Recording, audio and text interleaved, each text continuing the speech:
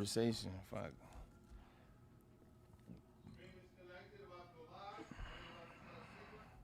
We've got all the sound that I sent. Everything's in, right? I have Scott Harris. Yeah.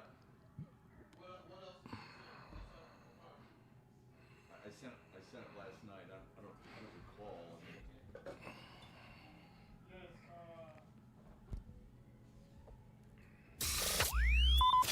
Welcome to the Braylon Edwards Show with Shep. Touchdown, Braylon Edwards. Braylon Edwards, touchdown, Michigan. Passing pattern to Edwards, touchdown, Michigan. Where we bring you the best in sports, entertainment, and insight. Join us every weekday from 2 to 4 p.m. as we break down the latest games, analyze the biggest plays, and dive into the hottest topics in sports. We'll have exclusive interviews with your favorite athletes and guests, and you'll get a front row seat to all the action. So tune in to the Braylon Edwards Show with Shep. Got one-on-one going end zone. Edwards in the air. Oh, what a catch by Braylon Edwards. His second touchdown of the game. On the Woodward Sports Network, where sports comes to life. Let's go. It is a Thursday night football Braylon Edwards show, and we can't wait for Braylon's breakdown. It's coming your way here on the Braylon Edwards show. Welcome, everybody. Cam is with us. Kool-Aid is with us. What up, though? The man whose name bears this show is with us as well. It is Thursday night football. We're all excited, yes? Yeah. Okay. And, of course, a week from today, you'll have more than one Thursday football game. You'll have a number of them, including the Lions and the Vikings. At what point, and I love it, Yeah. I love football every single night I could watch it, at what point should the NFL stop using Thursday night football games? When in the calendar? I see what you're saying. Or when should they start? Or when should they start? Because the first week of the season, I get it. You're amping up to it. I understand that. They've had some good games. They really have. The first week of the season, Philly and Dallas was a good game. You and I talked about Pittsburgh and Cincinnati, the two old farts. Yeah, they got after that. It was like 44-41 or something. It was a really good game, right? Yeah. But at some point, they should stop playing Thursday night football games. And I looked at it today. When you've got the Rams and the Seahawks, and there's nothing the NFL can do about it now, all right? But what's on the line for these two teams? First place in the NFC, first place in the NFC West is all on the line. Shoot, you mess around, Seattle could win this game, and San Fran could be the number one seed in the NFC. Yeah, you make a valid point. And I believe because of the long-standing relationship with the NFL, Thanksgiving, the broadcast network, maybe you make that last game Thanksgiving. And maybe you make the Thanksgiving Day game with the Lions and whoever else is going to play on the list, that slate. That's it. Now we're getting to a point where teams are getting too close to the postseason to, Stafford is 37-38, and he's legitimately played this past Sunday night. Now he's going to turn around and play play tonight. It sucks that he's that age, but it comes with the territory. I think this is a valid question, and if I had to throw it out there, I would say Thanksgiving. I think that's a great idea. Let me ask you this: as a Leave player, December alone. a player in that league, having conversations with your buddies, having conversations with your reps. Yeah. Okay, each team has an NFL rep. How are players allowed to accept this? To accept that we have to play on Thursday? That you're playing Thursdays is off. Personally, I don't think Thursdays should be a thing. I mean, I know that's sacrilegious to football fans. Taking away more football? I want to take away Thursday night games because I think it's hurting your product. Yeah, it definitely is hurting the product. fair. But you're right, it's hurting the product in terms of maybe the overbearing of weight and overbearing of physicality and the schedules and all that you have to do, the maintenance on your body. But you know what the return question is? They get paid a lot of money. I know. They get paid a lot of money. So yeah, we understand that. But is Joe Burrow, or we'll get to him. Is Dak Prescott complaining about Thursday night football when he's cashing that $62 million check? It's a good point. But here's who is complaining. The fan base that Thursday nights aren't very good. That's the label it's had, okay? The other thing is, and again, I love football as much as anybody. I could watch it every single night. Yeah. I'm trying not to be selfish here. So if you're losing players as quickly as this league is losing players, and really high-end players, Joe Burrow lost but comes back, right? Yeah. Patrick Mahomes. We can go on and on and on, all the different players who've lost a significant amount of time. Yeah, just look at the Lions team. Just look at the Lions secondary. Great Yeah. point, yeah. Taylor Decker's not even practicing. He hasn't practiced basically all year during the regular season. All right? He doesn't practice on Wednesdays. He didn't practice yesterday. Veterans can get away with that stuff. I'm just worried that, Even still with that, Shep, and you bring up a great point. Even still, as long as Taylor Decker has been playing this game and he understands the spacing and he's experienced and he knows it's going to come to him and he can watch film, it still takes you time to get into the rhythm of the game. So if you're not playing or practicing, those first half snaps are where you can get yourself in trouble. And maybe you miss a protection because you didn't practice this week, so the rhythm isn't there. But that's where it hurts you to that point. Yeah, I agree. I just care about the product, and I know Roger Goodell always talks about caring about the shield and protecting the shield. I don't buy that for a flipping minute. I don't buy it for a second. Tell him, Seth. Miss me with that one. Yeah, I don't believe it. It's all about the coin and all about expanding. For him, it's expansion in all realms so he can get all the money, whether it's taking it overseas. Now they're in Germany. Now they're in South America. Now they're in 4 or 5 different countries. Right now, that's where it is, expanding. 18 games. You know what? There are more sponsors out there. There are a ton of influencers. And they're going to keep doing that. 100%. Let's get their money in. They didn't have enough games and enough commercials to utilize all the money and all the sponsorships they had. Now they're creating more games for that. So they just care about the broadening of the game. And if their idea of care for the game is expanding so everybody knows what the sport of football is, everybody can see how great the sport of football is, then yeah, they achieved their goal a long time ago. And they achieved that on a yearly basis. But if you're talking about we care about the players in terms of safety and health, ish would be my response. I think I think as football fans, we're guppies. I do. Here's what we get lost in. Hey, it's an international game. How many of those are they playing a year? 4, 5, whatever it is. I can't recall exactly how many. Is it? Oh, go ahead. Yeah. It was like 12 this year. Was it 12 this year? Holy crap. So even that, you're looking at it and you're thinking to yourself, this is great for me. I start my day Sunday morning. I'm selfish. I start my day Sunday morning, make myself some eggs, make myself some bacon. I'm watching it while I'm eating breakfast. Life is good. And then I'll get a Thursday night game or so, and hey, here's some famous artist performing at halftime. Yippee. That's great. And we forget that, this guy's not playing. Oh, that guy's not playing. Oh, that guy got injured in the first half. I get that injury is going to take place. I think it's hurting your product. And I think what they need to do, and I've said this for a long time, but I got to reiterate it. I think they need to stay at 16 games. I think they should, if you're going to go to 2, 3 preseason games, whatever, I don't care. And I think you need 2 bye weeks. I really do. And I think you got to stop the Thursday night games. Right.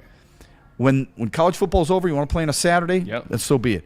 And I think you got to be careful on the international scene from talking to players of what it takes out of your body. Not gonna happen, and this is not gonna happen, and this is why. The NFL will have to crash. The NFL will have to crash majorly before they recorrect what's going on. Let's take you through the timeline real quick. After the Colin Kaepernick situation, this is not about him, ladies and gentlemen. I don't want you to think that's where I'm going. After the Colin Kaepernick situation, whatever side you're on, viewership dropped in the NFL. That pipeline connection to sports gambling, that was always on the precipice. Yeah. That was always knocking at the door. They were always banging on the door of the NFL, whatever brand it was. Hey, are you ready? Hey, are you ready? MGM, Caesars, insert DraftKings, and all those that came later. They were knocking at the door for a very long time. Insert viewership drop. Now this is the perfect time. Insert COVID, insert gambling, the whole 9 yards. They never knew they would see this much money.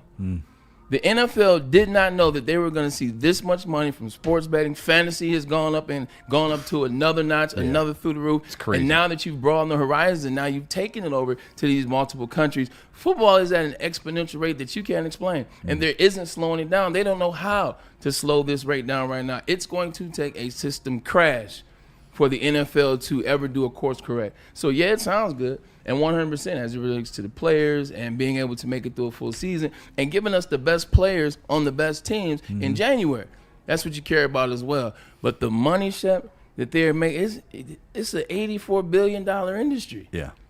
Not to mention whatever the hell fantasy football is doing, and that's kept people's attention. So every time you put a game on, people are going to watch, because if they don't care anything about the NFL, they care about that parlay, They care about that fantasy. Hell, I'm out of fantasy and I'm still playing this week. I got a consolation game. I'm still paying attention to tonight because I have a consolation game just to finish third. Like, legitimately. And now I got to start Stafford again. But I say that to say this. Because of where it went since gambling has gone, the NFL is in a space where we know it's going to be like this. Like, you ever just made well, maybe not. You ever just been in a space where something came so easily? It's like, holy I think that's where gambling has been, and fantasy has been for the NFL over the last 5 years. Why do players agree to it? NFL is like the worst as it relates to players associations per se, in terms of who speaks on behalf, and then also too, it's like the NFL it's a machine. Like, even in the NFL Players Association, when you have these conversations, when you have these litigations, and you go back and forth and lobby for things, eventually they give in and they get what they think is going to be good deals. And the NFL, once again, undercut them. How much do they pay attention when you were a NFL player? or the players? When you were a player, how much were you paying attention to what the league was doing and what they had the rights to do and what you guys had the rights to do and the wielding of power of owners, or I guess in this case it would be Roger Goodell, compared to the players themselves? Shepard, and that's my fault. I didn't pay attention until I was done.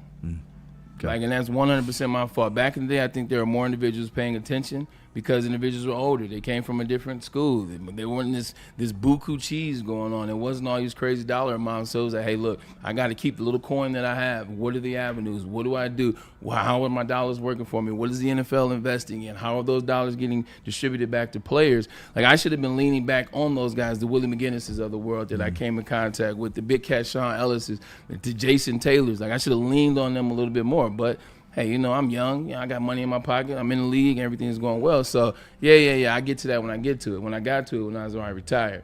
And now I'm starting to look at where I missed things or where I could have been a little bit more prepared. A lot of guys you kind of go through the motions because you think that this fantasy world, because to play football and get drafted and play in a league where you can have this much fun, play this game, that's a fantasy world. Yeah. Like, it is a dream come true in a fantasy. And a lot of people get stuck in the fantasy and they don't pay attention to the real world till it's too late. Yeah, it's real. Am I the only one who thinks this, or are we just so caught up in what we've got going on and how much we enjoy the NFL that nobody else even considers it? I mean, I don't know if people want to let us know in the chat, but do regular people consider what? And I say regular, I mean people that don't play football. Consider what? These things, how they get in? Yeah, I don't know if it matters to them unless one of their favorite players or a player on their team gets hurt. Yeah. And then they start thinking about it. To your point, this year, the NFL played a game in Brazil on September 5th. That was the Chiefs and the Chargers. Paulo. Yeah. They played a game in Dublin. All right. That was Minnesota and Pittsburgh. Yeah. They played a game in London. That was Minnesota and Cleveland. They played a game. That was a stinker. They played another game in London, and that was Denver and the Jets. Jacksonville might as well have their own hotel there. Yeah. They played back-to-back weeks. Yes, they did. At least from what I can recall. But and then there's two more. So I think there were 7 games internationally, according to the NFL.com website. Lions in 26. Lions in 26. Next year, I think there are 4. I think they're in Australia, Brazil, Mexico, and the UK. Australia. All right. Now, see, let's stop right there. That game in itself, those two teams, pay attention. Pay close attention to how those two teams operate for the next 3 weeks. Like Australia. You're saying afterwards? Yes. Yeah. Australia is the furthest place from here. Right. They're the first place to celebrate New Year's Like, that trip is ridiculously far. Yeah. Ridiculously far. It's going to take them forever to get back on schedule, your day-to-day, and play games. You would guess they would have a bye after that, wouldn't you? You better. Yeah.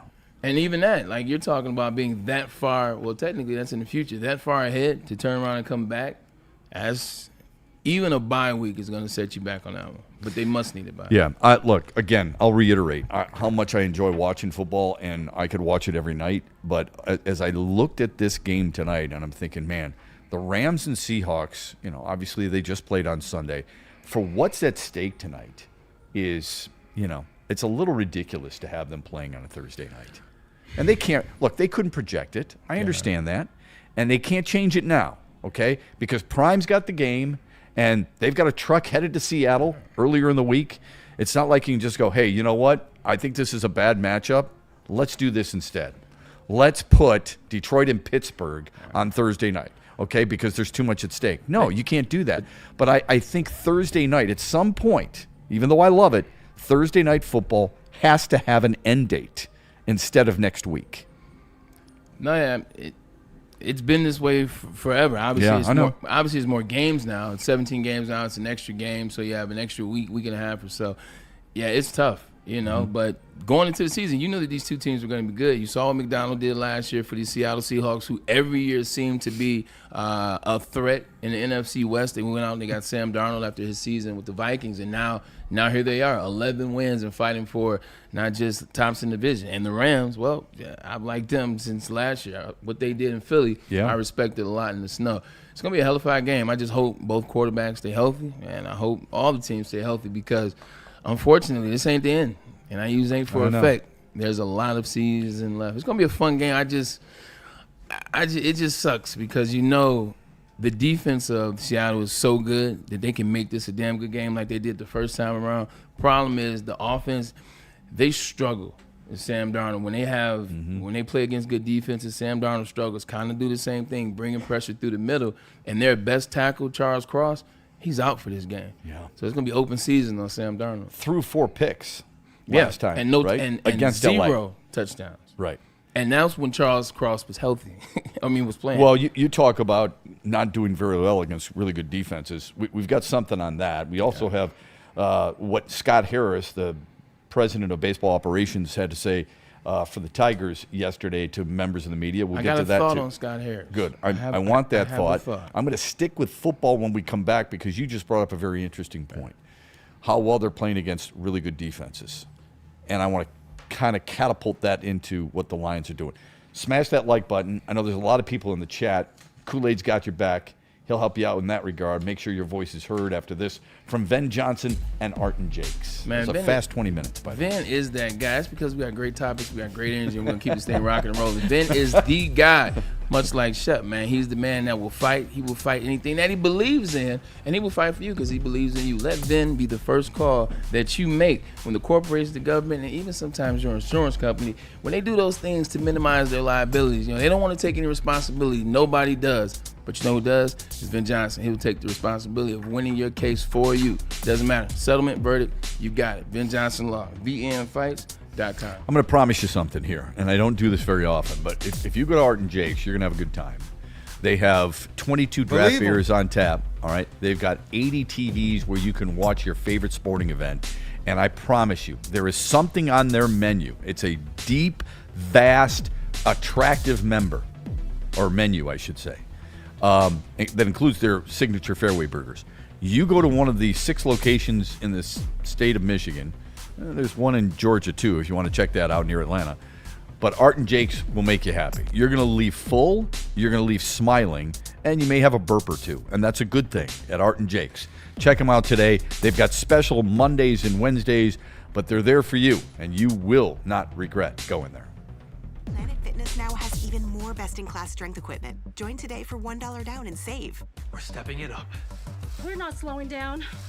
Finding new faves. New focus. Love that new equipment smell. So, you in? Join the club today. Save when you join for just $1 down, $15 a month. Planet Fitness. We're all strong on this planet.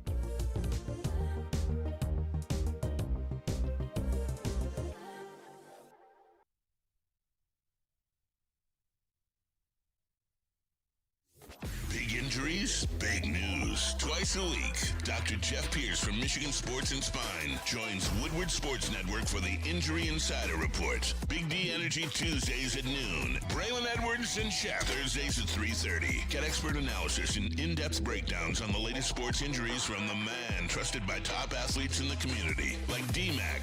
Whether it's the Lions, Pistons, Tigers, or Red Wings, Dr. Pierce talks us through it all. Don't miss the Injury Insider Report with Dr. Jeff Pierce, your go-to source for understanding the impact of injuries on the games and players we love. Only on Woodward Sports Network. Scan the QR code on the screen or go to MichiganSportsAndSpine.com to see if Dr. Jeff Pierce can help you.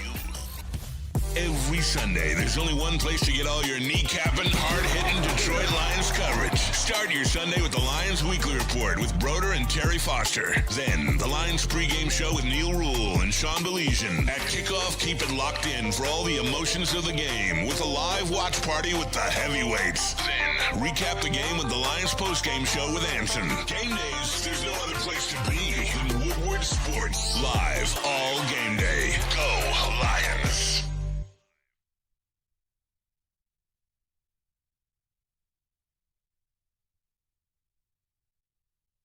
Hunting season is almost here, Detroit, and your Lions are on the prowl. Make sure you're locked into Woodward Sports for all the Dan Campbell reactions, Jared Goff touchdowns, Amon-Ra first downs, Penny pancakes, Kirby picks, Gibbs big plays, and of course, Jack Fox's leg. Stay locked in on all your Lions coverage right here on Detroit's #1 sports network, Woodward Sports.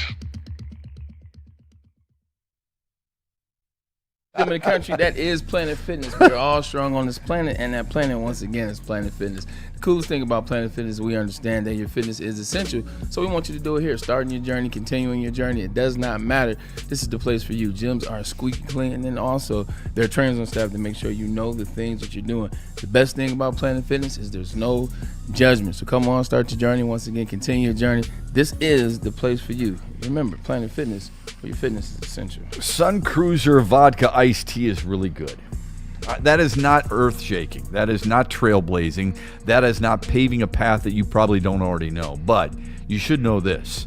They do sponsor our pre-games and our watch parties on a regular basis throughout the NFL season. And we love the partnership. Stop by Second Best Bar before the game this Sunday, 10 till noon. The live pregame show is there at the best food in any bar in downtown Detroit. Then we invite you to head over to Gillies at kickoff. And that's where we have the live watch party and the postgame show as well. I'm telling you, man, there's a vibe there with the really good drinks and really good food and hot takes and everything that you want in a watch party and postgame party. It's all brought to you by our friends at Sun Cruiser Vodka Iced Tea. And we back. So you were just talking a little bit about Seattle and the Rams and what's really important. Let me give you some numbers real quick for the Lions moving forward. Now, will this matter against Pittsburgh? I don't know. But against Minnesota and Chicago, I think it's worth paying attention to. We all know Detroit's 8-6. Yeah. In their 8 victories, Detroit is averaging 5, it's really almost 6. It's 5.8, 6 yards per carry. In their losses, they're averaging 3.5 yards per carry. 6 yards per carry in the wins, 3.5 in the losses. How vital will that be against Pittsburgh, or can they get away with it because the Steelers aren't necessarily all that defensively like some of the other teams that they've played? Yeah, it sounds like when they play running teams with good defensive lines that score points as well and put lines in precarious situations, like that's when the running game stalls. Like Pittsburgh, not necessarily the best team in the NFL, but they are a playoff team, and they are a team that's had a couple wins against some decent opponents. So running the game is going to be vital, and they've shown that they want to give up the run. Talking about the Pittsburgh Steelers, the Lions got to find a way to run the ball, and they got to find a way to run it with David Montgomery and Jahmyr Gibbs. Like, that will make this game much, much easier. If you can run the game against this Pittsburgh Steelers team, I don't think it'll be much of a game, especially once the third quarter draws to an end, early fourth quarter. If you can't run the ball, now we got another situation where, Braylon tells me early on, before the NFL season, he told me, be careful with numbers, okay? Sometimes, you can read numbers. You can take numbers into however you want to craft them to your argument, all right? Let me give you a really shocking one. Where do you think Detroit ranks in overall sacks in the NFL? Where do they rank? I would say 9th. You're close. They're 7th. All right? They've got 39 sacks. All right? 25 of those have come in 5 games. And let me guess, that would be the Browns, that would be the Bengals, that would be, I guess, the Bears in the first game, that would be the Tampa Bay Buccaneers game, and then it would probably be the Giants game because I think they had 3 sacks in that game. So you got 2 of those right. Oh, shoot. 7 Baltimore. I forgot about Baltimore. Cowboys. 5 Minnesota. Cowboy. 5 Dallas. 4 Chicago. 4 Tampa. Yeah. That tells you there's a lack of, and look, we all try to be consistent, all right? All of us at our jobs, we try to be consistent. There's a lack of consistency there. So my point is, when you say, be careful getting caught up in numbers, you look at the overall picture, 39, it's 7th in the league, you're like, okay, it's not terrible, right? But when you break that down and you see that 25 of those have come in just 5 games, and by the way, all of those, except for the Minnesota game, were wins. What do you think? What does that make you think about this Lions team and their defensive pressure or lack thereof?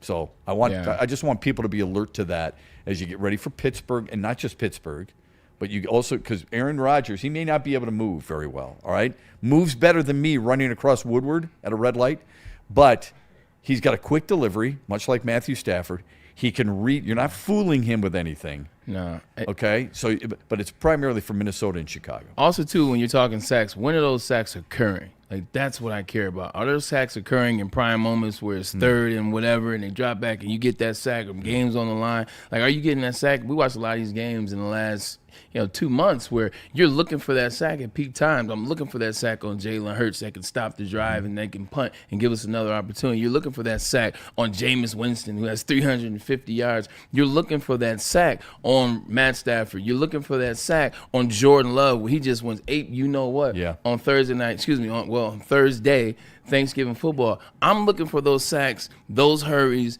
those turnovers to show up then.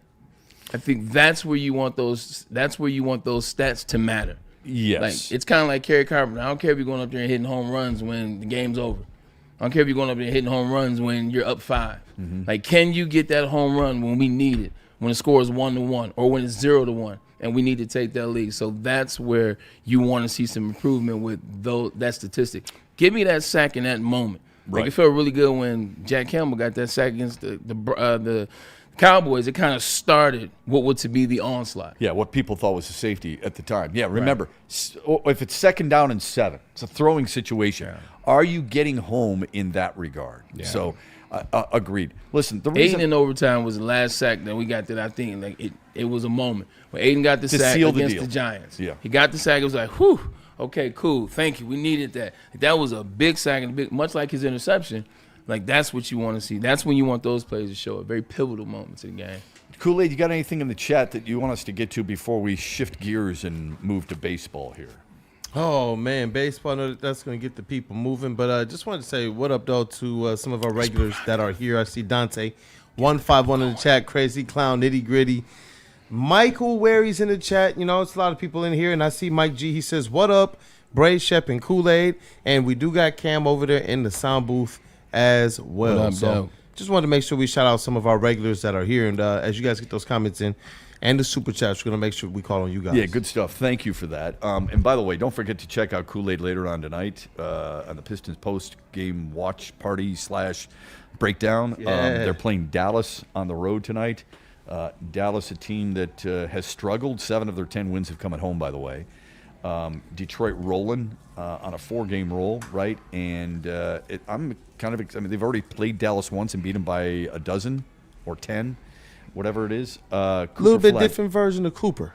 Hey, did you see? Yeah, he's coming off 42. I was just most points scored by an 18-year-old in the history of the league. Yeah. Oh, he also had 7 and 6 to go with it. I think he had 4 turnovers though, but still, he's a good player. He's good. Yeah, he's a really good player. Yeah. I'm just interested to see with the maturity. Not saying he's immature, just talking about natural maturity of a player. I'm interested to see what that maturity level looks because right now, Cooper didn't come into the league being great at one thing. He didn't come into the league being one thing. Now, he came into the league being pretty good at a multitude of things. However, his upside was just out the door. Size, his measurables, et cetera, et cetera. I want to see how that grows as a player. Because 42 is amazing, but how can you get back to 42 is what I want to see moving forward. He's a damn good talent, though. Yeah, he really is. Somebody in the chat said, plays the game the right way. It seems like it. Yeah. Okay. Probably have to watch him a little bit more. But I think he's a fun player to watch. I really do. And I think he's got good handle. He's got a lot of things that I think have the makings of a really good player if he keeps his work ethic up. We'll see what happens. Somebody in the chat said this. It caught my eye. It's from, is it M-Elite 78 or M-Elite 78? Either way. Yeah. M-Elite, probably. M-Elite. Any chance on... Me-Elite. Me-Elite. I don't know. Me-Elite, right. Any chance that Tony Annese becomes the Michigan head football coach? I would say no. I don't think there is a chance. I think Tony Annese is a hell of a football coach. Yeah. I think he's a brilliant offensive mind. In fact, I talked to him this morning on my show. He had an offer from a Group 4 team or school a year ago, and he chose not to go because he's got grandkids that don't live far from him.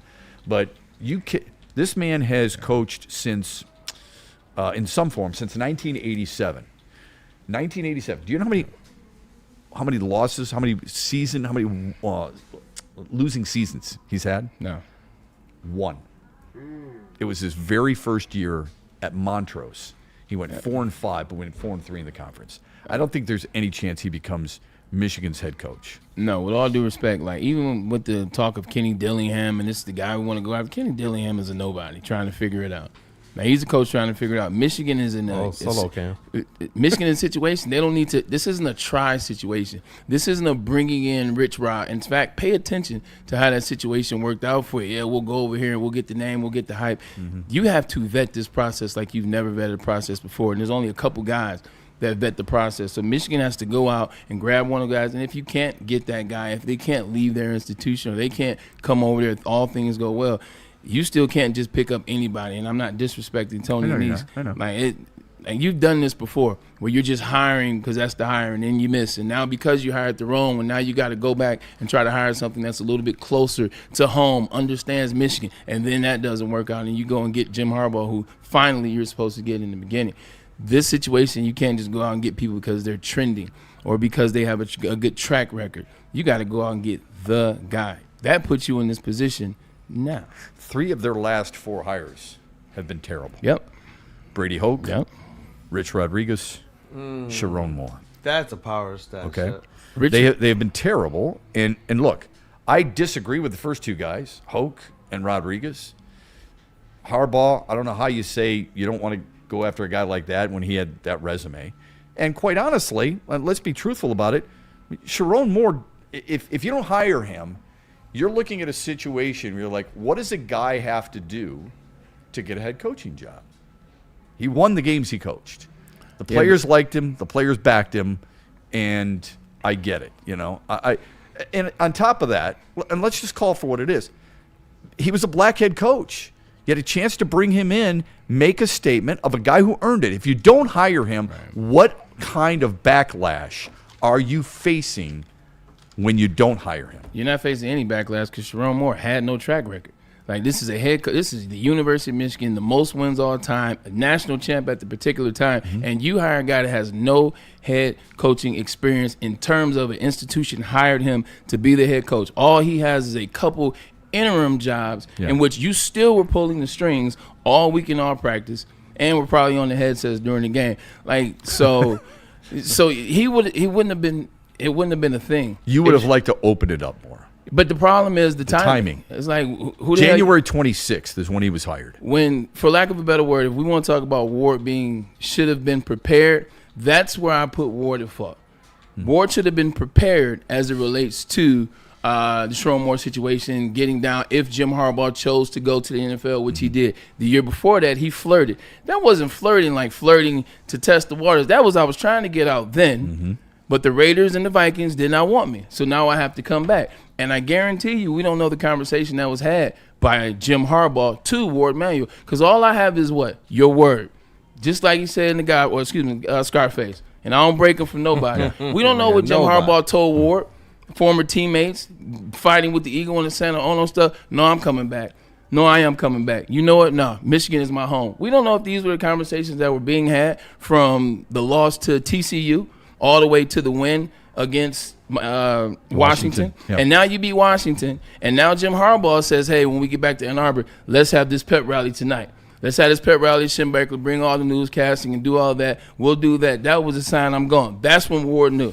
So now what do you hire? Because he's taking Ben Herbert, who's the best strength and conditioning coach at the time in the country. Now he's with the Chargers, and you see how they play. He's taking Ben Herbert. He's taking the best coaches. He's taking the best coordinators. Thank you, Jesse mentioned McDonald leaves. Mike McDaniel. Mike McDaniel. Yeah. He's taking all these people, and then he's taking then you got 17 players that are getting drafted. Right. 17 players. Perfect time for him. 17. Worst time for Michigan. And you also know what's coming down the pipeline. Mm-hmm. So who in the hell are you going to hire in the 25th hour? Where are you even going to go start recruiting? Transfer portal has just started. You missed the signing date now. It's a circumstance. Where do you even go at this particular point? Right. Well, you know where we go. Well, Sharon coached 3 games. Yeah. Sharon's on the staff. Yeah. Sharon knows this team. Like, he was never the right person as it relates. When you're talking about Oklahoma, when you're talking about Texas, Ohio State, Michigan, USC, Notre Dame, Notre Dame, if you want. Like, when you're talking about these schools, there's a different type of process that it takes when you're interrogating, interviewing an individual.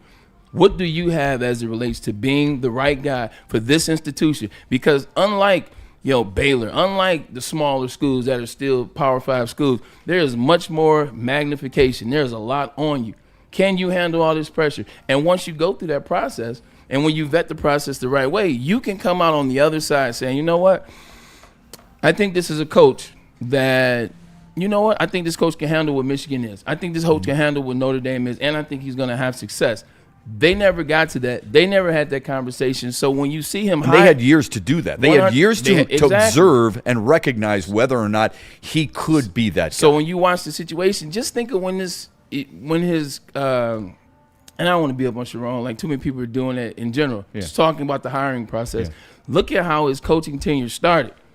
3 of his head coach choices, DUI, and then there was something else. Yeah. 3 of his coaches already gone due to circumstances they inflict. These are people he hired. Once again, it goes back to, are you capable of being the head coach? Part of being the head coach is hiring the right people. Yep, in college so program building. three people you hired within 6 weeks. They do something as What's the vetting process that he's using that makes such a poor decision? No, those are all excellent points. And quite honestly, not enough people have said what you've said right now. There is no vetting process when you come in 25th hour. It's like, okay, cool, bet. I'll take the job. And then it's like, who's on the staff? So who's my boys? Because most coaches hire who? Most coaches hire people they've worked with. Right. Or their boys that they in that space, friends that they work with, that they know, that they vetted themselves, right? That's because they're former head coaches. They've been head coaches other places. They can vet the process of what coaches I think I can have success. Yeah, I get that. He never had that. Yeah, no, look, I get that completely. And the reason I say that is because if I had a big job, I would want somebody I trust. Yeah. I mean, Jermaine Gonzalez wants to hire you. Why? Because he knows you know your stuff. Right. He trusts you, and he knows what you're going to bring to the table. It's not because you're his boy, but that helps. It's really because of Braylon's breakdown. Come on, are you going to argue that? But see, Shep, don't do that because a lot of guys have no business getting hired as coaches in the NFL, college, even high school. They don't know what the hell they're talking about. I don't disagree with that. They are somebody's boy. I don't disagree with that. There are no always and nevers. I'm not suggesting that, and I'm sure I'm not suggesting it with you. I'm saying there's a lot of people in life, whether it be coaching or whatever, they hire people they already know, they already have worked with, they already trust. Yeah. That's a big deal in coaching, as you well know. So they're in the same situation now, though, or close to it. It's not January 26th. That was the worst situation. This is a tough spot. Yeah. The AD's, in all likelihood, going to make the call, and the person who's taking the job has to recognize he may not be my boss because we don't know if he's going to survive. There are sanctions associated with it. There's a negativity associated with the school. You might lose a number of recruits like you've already lost already. And as important as anything else is, there's a lot of pressure there. Yeah. So you're in a tough spot right now with this school. I don't know who that name is. I don't know when it takes place. Ideally, I'd love to see it take place, before the new year. Yeah. Right? Go ahead. I was going to say, we got one in here from Randall Smalls. I've heard this name before, so I got to get Bray's take on it, too. He says, Bray, would Mike Hart make it? Would he make the cut? That's a great question, considering the history of that question and Mike Hart. Yeah, I mean, Mike was upset. He thought that he would put himself in line to get the job the first time it was available, and then after that he was told that he was going to be kept on Sharon Moore's staff, and then Sharon stopped reaching out to Mike. He stopped returning Mike's calls. Wait, that's what happened? Yeah, that's what happened with Mike. That's what happened with Mike. So all of a sudden he's now on the staff, and but Mike's supposed to be a Michigan man though. Don't get me started on that. So Mike, it would depend on where is he at. Where's the mental at? How's the last couple years? But I don't know if right now it's the best time for Mike to take up and take that job. Well, if we just got done saying that Sharon Moore didn't have anything really on his resume that would warrant that, Mike Hart, I believe, correct me if I'm wrong here, was an interim head coach at Michigan for a period of time. Other than that, he has been a position coach. I don't believe he's ever been an OC. And that's why I said I wouldn't hire him right now. And I think that would be really difficult for Michigan fans to stomach. You can talk about the quote-unquote Michigan man all you want, which to me is hilarious, but whatever. Brady Hoke was a guy who played at Michigan too, right? Or was a coach at Michigan, excuse me. He was on staff because he played at Ball State. So he was considered quote-unquote a Michigan man. It didn't work out for him. I'm sure, I don't want to speak for you or any of your Michigan alumni. I don't think people give a rat's tail if they played at Michigan or have coached at Michigan before. They want the best coach available, period. So two things. One, you're absolutely correct. It was a different time, though. The reason why Brady Hoke was hired, still the wrong hire. And he was my guy. Like, he was one of the coaches I used to love going to talk to. Really nice defensive guy. line coach. Also, he was like, Bray. He had a big dip in his mouth. Bray, you a son of a... And so I love it. Yeah, it was great, dude. Yeah. They hired Rich Rod, which went so far away from what Michigan was at the time. And then after that, now they're scrambling. They feel terrible. It's like, we have to hire something that resembles Michigan. Insert Brady Hoke. Gotcha. So Brady Hoke was hired out of a sense of, sorry, family. Michigan, man. Sorry, family. We blew up Rich Rod, who tried to erase Michigan history. Here you go. Here's Brady Hoke, used to be defensive line coach. Guess what? A Sugar Bowl and nothing else. So that situation was that. This is different. Yeah. I made a comment, Shep, and this is as the Jim Harbaugh-led Michigan was doing their thing, 21, 22, 23. I said it's not sustainable. And there was a guy sitting in that chair, and he, big Michigan guy, went to Michigan as well. He was like, what are you talking about? We can do this forever. I said, because college football is heading in a different place. And I said, Jim Harbaugh is the anchor to what Michigan is. Like, Jim Harbaugh's identity is infused. He's the last coach that people are going to that institution for the head coach and buying into those who stay will be champions, and whatever it's all those than us, who's got it better than us. Like, he was the last one, and then running the ball like that without being able to pass, like running the ball like that. I said at the end of the day, these offensive linemen are going to the NFL. Like, this O-line, these running backs, they're going to the league. These defensive tackles that you've gotten so lucky with, that are amazing, which is amazing recruiting, this is gone. And when it's over, when Jim leaves and there's no more who's got it better than us, no one's going to care anymore about running the ball in Michigan and 4 yards in a cloud of dust. You're going to have to evolve. And that's where Michigan is now. So I say that to say, the next coach does not have to be Michigan. It does not have to be those who, all that Michigan stuff, we blew it. Yep. Like, we blew the Michigan stuff. Like, we blew that. So now the next coach, he just has to be an individual that can come in here and shake some up. In the words of Billy Bean and Moneyball, adapt or die. Yeah. And that's really what it is. Well and quite honestly, I think Michigan should have known, and this is easy for people to say, but when I used to do a radio show at a different station in Detroit, I said this too. Michigan should have known that Jim Harbaugh was going to be looking elsewhere when they hired him on December 30th, 2014. Because that's who he is. He wants the thing that I truly believe that he is so pained by losing to his brother in the Super Bowl. I said, yeah, that's a good point. When he took the job in college, his goal was to win a national championship, jump right back to the pros, and win a Super Bowl. He wants to be what Pete Carroll was, winning a national championship. They got that rivalry too. And a Super Bowl. I'm not saying that's the reason he wants to do it. I'm just saying. I'm saying I think that's what he. I think that's what he truly wants. I think he's that competitive. I'd love to be able to say I've got this over my brother. Whatever. Okay. Michigan should have known who he is, just through an interview process. Hell, it's not like I'm good friends with him, but I know who he is. You know who he is. There's a lot of people who can tell what Jim Harbaugh is all about. You should have known then that eventually he's going to be looking. He's going to have a wandering eye for the NFL. You should have been ready for it. Yeah, he also, like a lot of other coaches that were smart, i.e. Pete Carroll, i.e. Urban Meyer, they got the hell out when they knew it was coming. Yep. They got the hell out when they knew the axe was coming. Urban twice. He just got the heads up. Hey, look, Urban, we get you up out of here.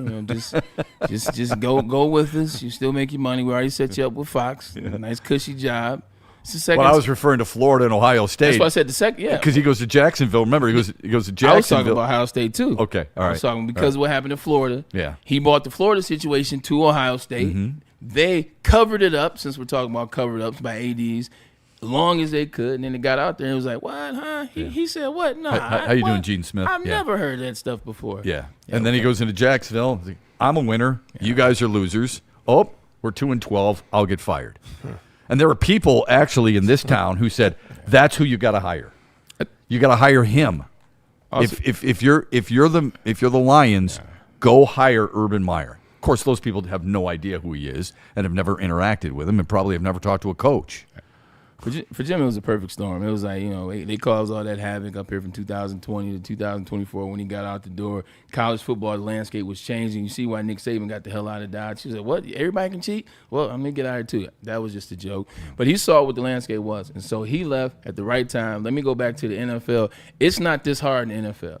It's not this hard with NIL. Isn't that crazy? Yeah. College is harder than the NFL. Yes. With the NIL and transfer portal and having to recruit and do these things. Oh, by the way, we're going to be on a ton of sanctions. And if Jim would have stayed as the head coach. It's whacked. If Jim would have stayed as the head coach, NCAA and the Big Ten, who he already thumbed his nose up at for 4 years, hence why the SEC was able to get through. Hence why NCAA and the Big Ten, they work together. You know what I'm saying? All these things. When you, everybody's doing similar things. I'm not making an excuse. What Michigan did is diabolical and they got caught. Everybody's doing these same things. But when everybody hates you, when nobody likes you, when you don't have a life raft and a life rope, all those things come down a little bit faster and a little bit harder. We're going to get to some super chats for sure. We're going to hear from Scott Harris when we come back.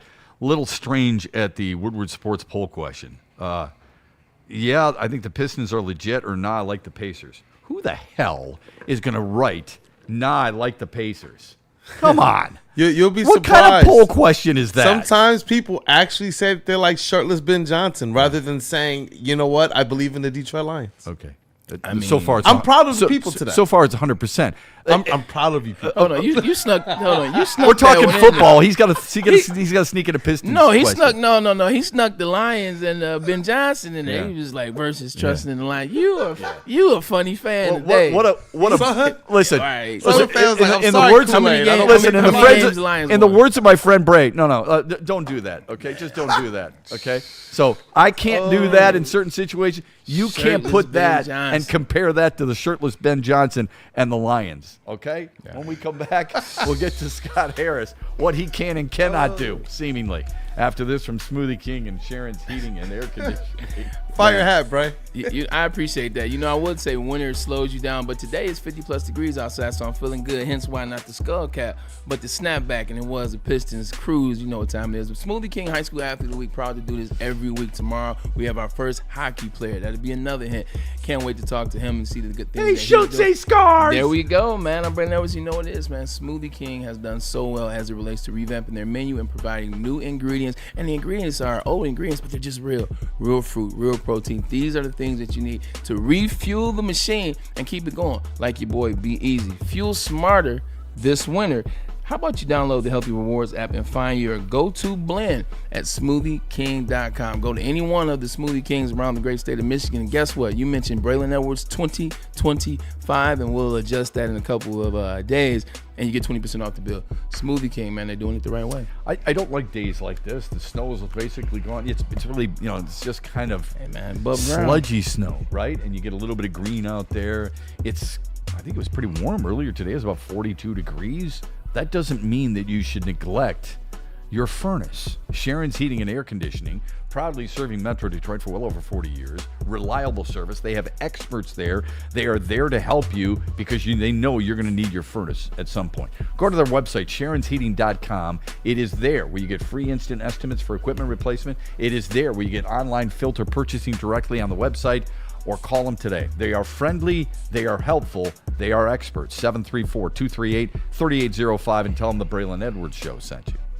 The most talked about Detroit media by other Detroit media, and we love it. It's the Woodward Sports Network.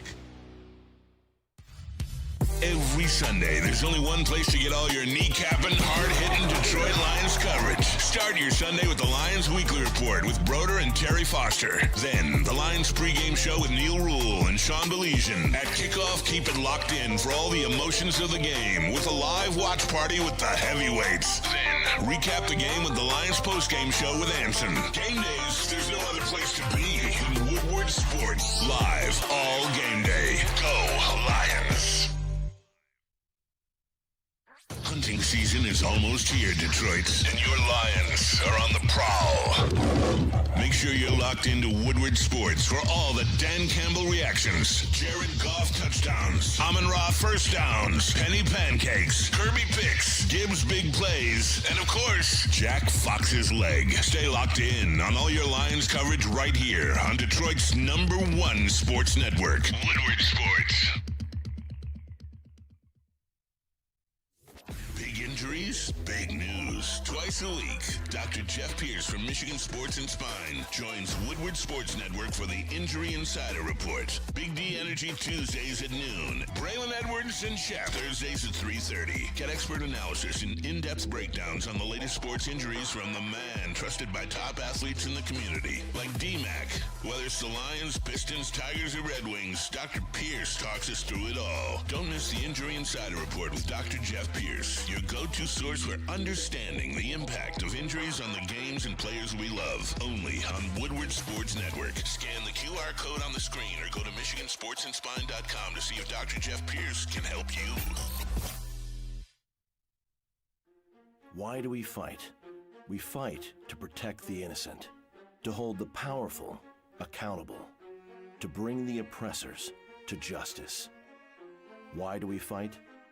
We fight to secure and preserve our civil liberties, to get each and every one of our clients the justice they deserve, and to make the lives of real people just like you whole again. ThenFights.com.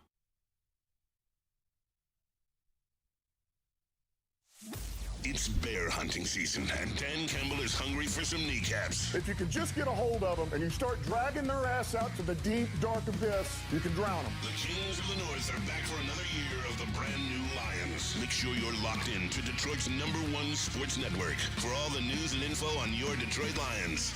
Woodward Sports, let's go. It's Wicked Pickle. You guys see that QR code down there. Go ahead and scan it to get a jump on the information that you see on the screen, all right? Michigan, are you ready? I know you are. It's the biggest pickleball event of the year, no, of all time. The Woodward Sports Wicked Pickle open January 9th through the 11th, and we're kicking it off with a bang. Friday night, 7:30. The Woodward Sports Celebrity Tournament hits the court. All 4 shows are throwing down, plus local celebs, and it's all going live via the heavyweights. And I got a special notice today. JB Smooth and I will be partners representing the morning show. So I know we got Bray and Shep in the building, as well as the heavies and Big D Energy. So you guys want to make sure you stay tapped in. Then the real battle begins. 3 days of nonstop pickleball. What did you do? Did you call me heavy? You know, Shep and Bray will be in the building and Shep's heavy? Is that what you just said? No, we got the heavies there as well. Oh, the heavyweights. I'm sorry. I don't want no smoke. Not with y'all. I feel like you guys are going to win this thing. You know, Shep's heavy ass. That's what I heard. I'm going to tell you something. If we win this, it's going to be only because of one reason, and one reason only. Bray's about to say. And he's to my right. He's to my right. I see the competitive juices, man. I'm feeling it too, man. We're going to be stealing signs. I got news for you, man. I'm going to be as helpful as a walker to him. Side note, people talk about Michigan stealing signs.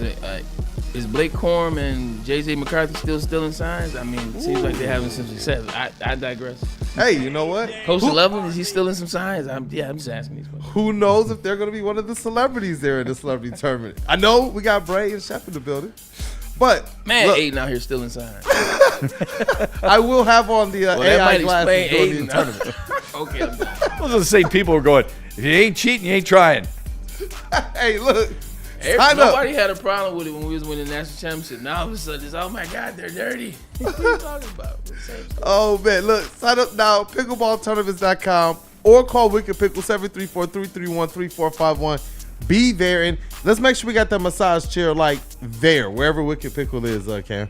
Kool-Aid, you already know, and if you're looking to upgrade your relaxation game, check out Massage Chair House in Bloomfield Hills, the largest massage chair showroom in the Midwest. With the top brands for massage chairs like Infinity and Osaki, located near the corner of Woodward and Long Lake Road. Experience luxury comfort with Dr. Eric Duncan, the Wellness Doc, creator of top YouTube massage chair review channel. Book a visit at www.massagechairhouse.com or scan the QR code. Massage Chair House, your ticket to ultimate recovery and relaxation. Last thing I say about the situation, Shep, just Ann Arbor, and this is more like just a quick combo, not even combo, just a statement. It is a real mess up there, for sure. Like this is the first time that something has happened in my lifetime where when on the group chats, whether it's group chats with the 70s cats or the 80s cats, or I bump into whoever went to Michigan, or whether it's people I don't know that went to Michigan, like everybody has the same feeling. Everybody, it's the feeling of uncertainty. Like even when Michigan was bad with Brady Hope, with Brady Hope, when Michigan was bad with Rich Rod, even when they were bad with Harbaugh, it's like, Michigan, like there was always something to hang your hat on. It was always, we'll figure it out. This is what it is. This is who we are. This is the institution. It's just we're in a down period. Everybody goes through a down period. This one hits a bit different considering what's kind of led us to get here from the start of it in 20 to this being kind of like the end. This being like the culmination, the icing on the cake, for lack of poetic justice. People are uncertain. Is it embarrassment? Yes.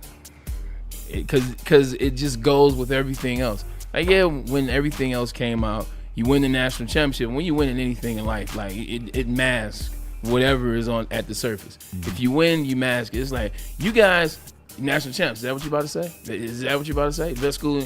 But now you get removed from that. Now you're not national champs. Now you've had a losing season last year, and then you've had this season, which is a disappointment of sorts, if you will. And now to add the coup de grace, the coach who shouldn't have been the coach, he has this happen, and then his behavior after this, and now it's like, all right, when we put all this together and we put it out there, it's not a good look. It's not even close to a good look. So when you and your Michigan friends are in that chat, where do you feel like they have to go? There has to be some sentiment there from everybody, or a borderline consensus on what needs to happen. Not names, but what needs to happen, not just at the football program, by the way. Yeah. It's the athletic department, all right? It's all one. I'm not saying there's any problems with the basketball team or any problems with the baseball team or the hockey. There has to be a buy-in to who you are, all right? That requires leadership first and foremost. But what is it you feel like your overall group thinks this program and this department needs moving forward? And therein lies the problem, because it's above my pay grade. Like, I don't know. That would be my answer. I don't want to come on here and give an answer that's BS. I do not know. Yeah, I think there has to be. We can use big words like accountability. It's so much. It's so much because the regents are one issue. The AD is another issue. The coach is another issue. The program in itself, and trying to collect all these entities together, get them to all be in agreement. Like, that's the problem. Yeah. Like, because that hasn't been the same in a very long time. We were just winning. Yeah. So it's like, I know that this person don't like this person, this person like this person doing some things behind closed doors. But at the end of the day, when you're going, 14-1, 15-0, 13-2, it's like.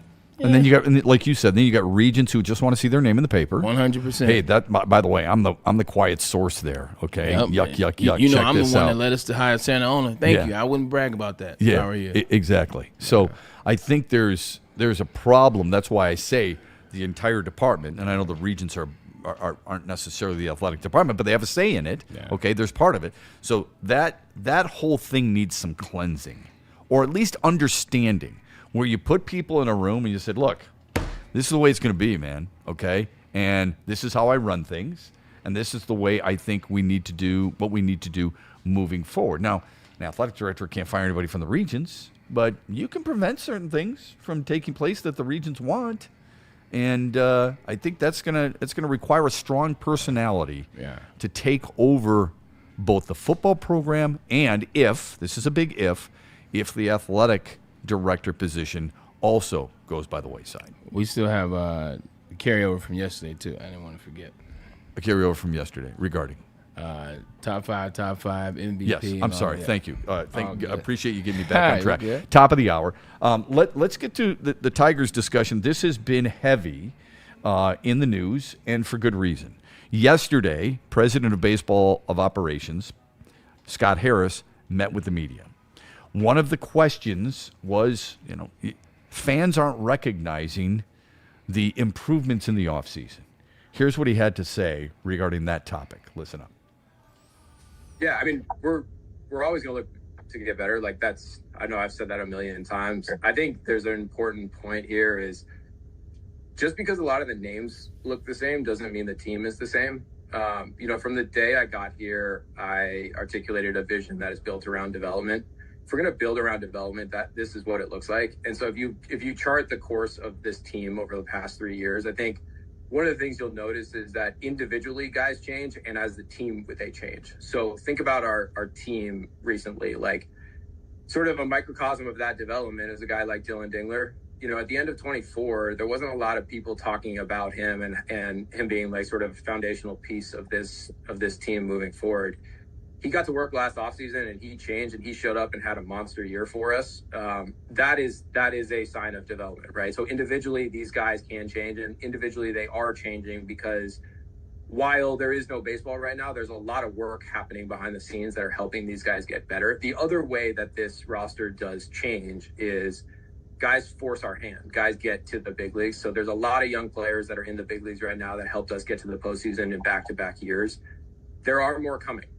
And this team is going to change. This roster is going to change. So, like, on the pitching side, for instance, like last year around this time, nobody really was talking about Troy Melton, and now all of a sudden he's a huge part of what we're doing. Like, there are a lot of young players that are coming right now, a lot of guys that aren't necessarily top of mind, but they're going to be top of mind this summer. They are going to be a huge part of this, and we have to make space for that sort of natural change here. So, listen, I understand by the nature of the question that the roster and the offense looks the same. Yeah, I agree. The names are very similar right now, but this team is not the same. This team is changing on an individual and a collective level.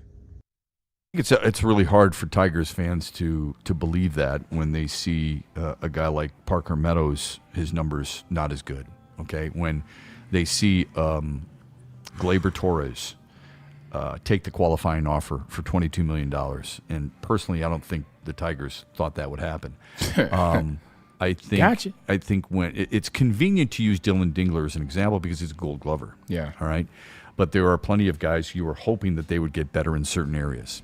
Kerry Carpenter, who I like a lot, numbers against lefties haven't improved, right? So I think a lot of fans are wondering, wait a minute. A.J. Hinch said at the end of last year, we're not so naive to say we're going to run this back. And yet they are running it back. And you're not going to convince people with Drew Anderson and Kenley Jansen and re-signing a guy like Gleyber Torres that this team is moving forward. It's a really hard thing. And on top of that, if you're trying to convince people that you're going to win right now. So I was talking with a guy at the gym about this very same thing, Braylon. He said, I'm trying to figure out what they're doing. And I said, I think you and everybody else is. And that is because it wasn't long ago where they said, we're going to spend when we're ready to win. Well, if you're not ready to win and having back-to-back playoff appearances, when is it? And they can't answer that question. And if you feel like you're ready to win and you're going to keep the best pitcher in the planet on your team, why haven't you done something to improve your roster to help him? Yeah, listen, Scott Harris is getting a little bit tedious, a little bit annoying. As I watch the situation, let's remember what Scott Harris was brought here to do. Scott Harris was brought here to change the team up, shake it up, make sure the farm system was really good, clean it up a little bit, add some new players, and change where the Tigers were, a team that couldn't make the postseason, struggled in their own division, which wasn't a good division. So his job was come here and clean that up. Inadvertently, it cleaned up super fast. Inadvertently, year 2, he's in the playoffs. In year 3, they're the number 1 team in baseball for half the year. In year 2, and then it fell off the rails, if you will. And what did he do to help that team get there? And that's what I'm saying. Nothing. And that's what I'm saying is like he doesn't know how to move forward. Like, now the farm system is amazing. You keep telling me about McGonigal and you keep telling me about Max Clark and all these players. Yeah. Not Max Clark, but Max Clark, Max Anderson, right. and Bryce Rayner. You keep telling me about all these players. You keep telling me about how many players we have. You keep telling me about all the different farm systems are loaded and he's bringing in the right players. He's drafting the right players. You're telling me about a lot of things that won't take place for another 4 years. Meanwhile, the thing in all likelihood, let's say 2. Rarely do you find a Bryce Harper at age 19 playing 136 games, batting .290, homering 22 times, and having a slug above 500. That just doesn't happen very often. And oh, by the way, like the best asset that you have is also not a product of you. It's a product of, I don't want to say luck, but he wasn't drafted in the first round. Yeah, he was drafted second round. He was a 9th round draft pick. Exactly. By the last GM, I might add. Exactamundo. So your best asset comes from Al Avila and was a lucky one at that. Well, if you think about this, and So is he equipped to and also how are the Tigers really truly looking at this process? Because we're getting to the ALDS without spending money essentially. I mean, we're spending enough.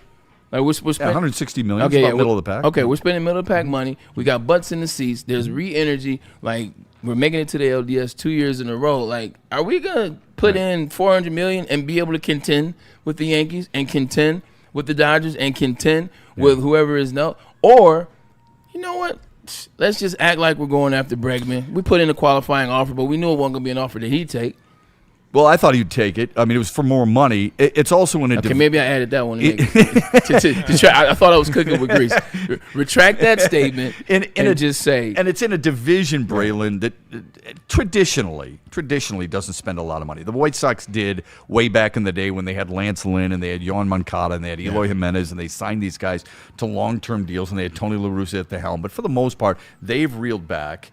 It's a very winnable division, even though 2 years ago 3 teams made the playoffs. Cleveland historically now doesn't spend a lot of money. Kansas City historically does not spend a lot of money. Yeah. And Minnesota historically does not spend a lot of money, save Carlos Correa and to a certain extent Byron Buxton. So I get all that. But when you look at this team, and I am not proposing that it shouldn't have happened because it should have. It was time to move on from Al Avila. Yeah. But when I name Riley Green, Parker Meadows, Kerry Carpenter, Spencer Torkelson, Javier Baez, Tarek Skubal, Dylan Dingler, Jake Rogers, Casey Mize, Troy Melton, 7th round pick 2022. Yeah. Who are they associated with? Al Avila? Yes. Those are all Al Avila. And I'm not, again, please, I'm not suggesting he's the guy who should be in charge there. He's not. I'm asking, besides Gleyber Torres on a 1-year deal for $15 million and now $22, which I don't think they expected him to take, and Zach McKinstry, and an occasional guy who helps you out here and there, and Jack Flaherty for Christ's sakes, and Alex Cobb for Christ's sakes, and Chris Paddock for Christ's sakes, and Kenta Maeda for Christ's sakes, where is the impact is what I'm asking. Like, if I'm sorry if I lost. No, I like that. You're on point. If I'm Tarek Skubal, like, what do you think it does when I get the news that that you just bought on Drew Anderson? It's unmoving. Like, like these are the moves you're doing. As I know, my agent is out here being a little bit goofy, and I apologize for that. But this is the move that you do to try to convince me that this is where I should spend my days. This is where I should be excited because we're actually building something here. We're trying to get a little bit further than in the last 2 years. Like if I'm Terry Scoop, I'm like, yeah, jig is up. Yeah, what has he noticed? Right? I mean, what is this team? We talk about this with the Lions and the Pistons and the Red Wings all the time. Red Wings need a scorer. Pistons need a three-point shooter. Lions need some help on the opposite side of the defensive end, right? And a cornerback. Yeah. With the Tigers, what do we say? Number 2 starter, right-handed stick with power. Short third. Yeah. I would say third base more than short, but yes, okay? Okay. And by the way, and I'm kind of on an island here, bad defense here, bad defense here, bad defense there. Third base, empty right now. Don't know. Really good catcher, wins a Gold Glove. Yeah. Really good in left field, really good in center field. Right field's a hole. Every place else, for the most part, substandard defense. Don't give me this defense wins championships if it doesn't matter to you, okay? Yeah. So all I'm saying is, what if you're a guy on this team, you're saying where's the void? It's third base and it's a number 2 starter. Where are they? Yeah, you watch the Tigers like last year. I think one of the biggest questions, especially in the second half of the season, kind of when the collapse started happening, is if Tarek School was not on the mound, you cannot look at a game and say the Tigers are going to win tonight because. Right. Like that was what I struggled with in the second half of the season. Like they're going to win because is it going to be defense? Are they going to win because of pitching? Are they going to be win because of hitting? Because everybody's bat, fell apart in the second half with the exception of one person. So that's my issue, to your point. Yeah. Like who are you going to win with? Like who's the reason or what's the angle?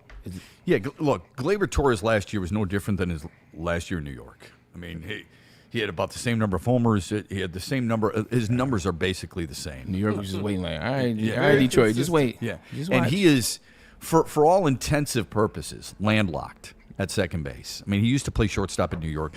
I don't think he's going to do that here. If you, and this is what we were told, we don't want to block our young players. Right.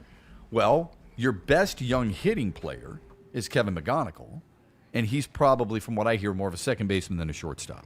From what I hear, Bryce Rayner's probably the better shortstop eventually. Where's your young third baseman coming up? Like, would it have been that big of a deal if you signed a 28-year-old Bo Bichette and play him at third base, and then when the young guys come up, you've got a young second baseman, you've got a young shortstop, you'll have a young center fielder as well. I don't know what they're going to do with, Parker Meadows. Why is that so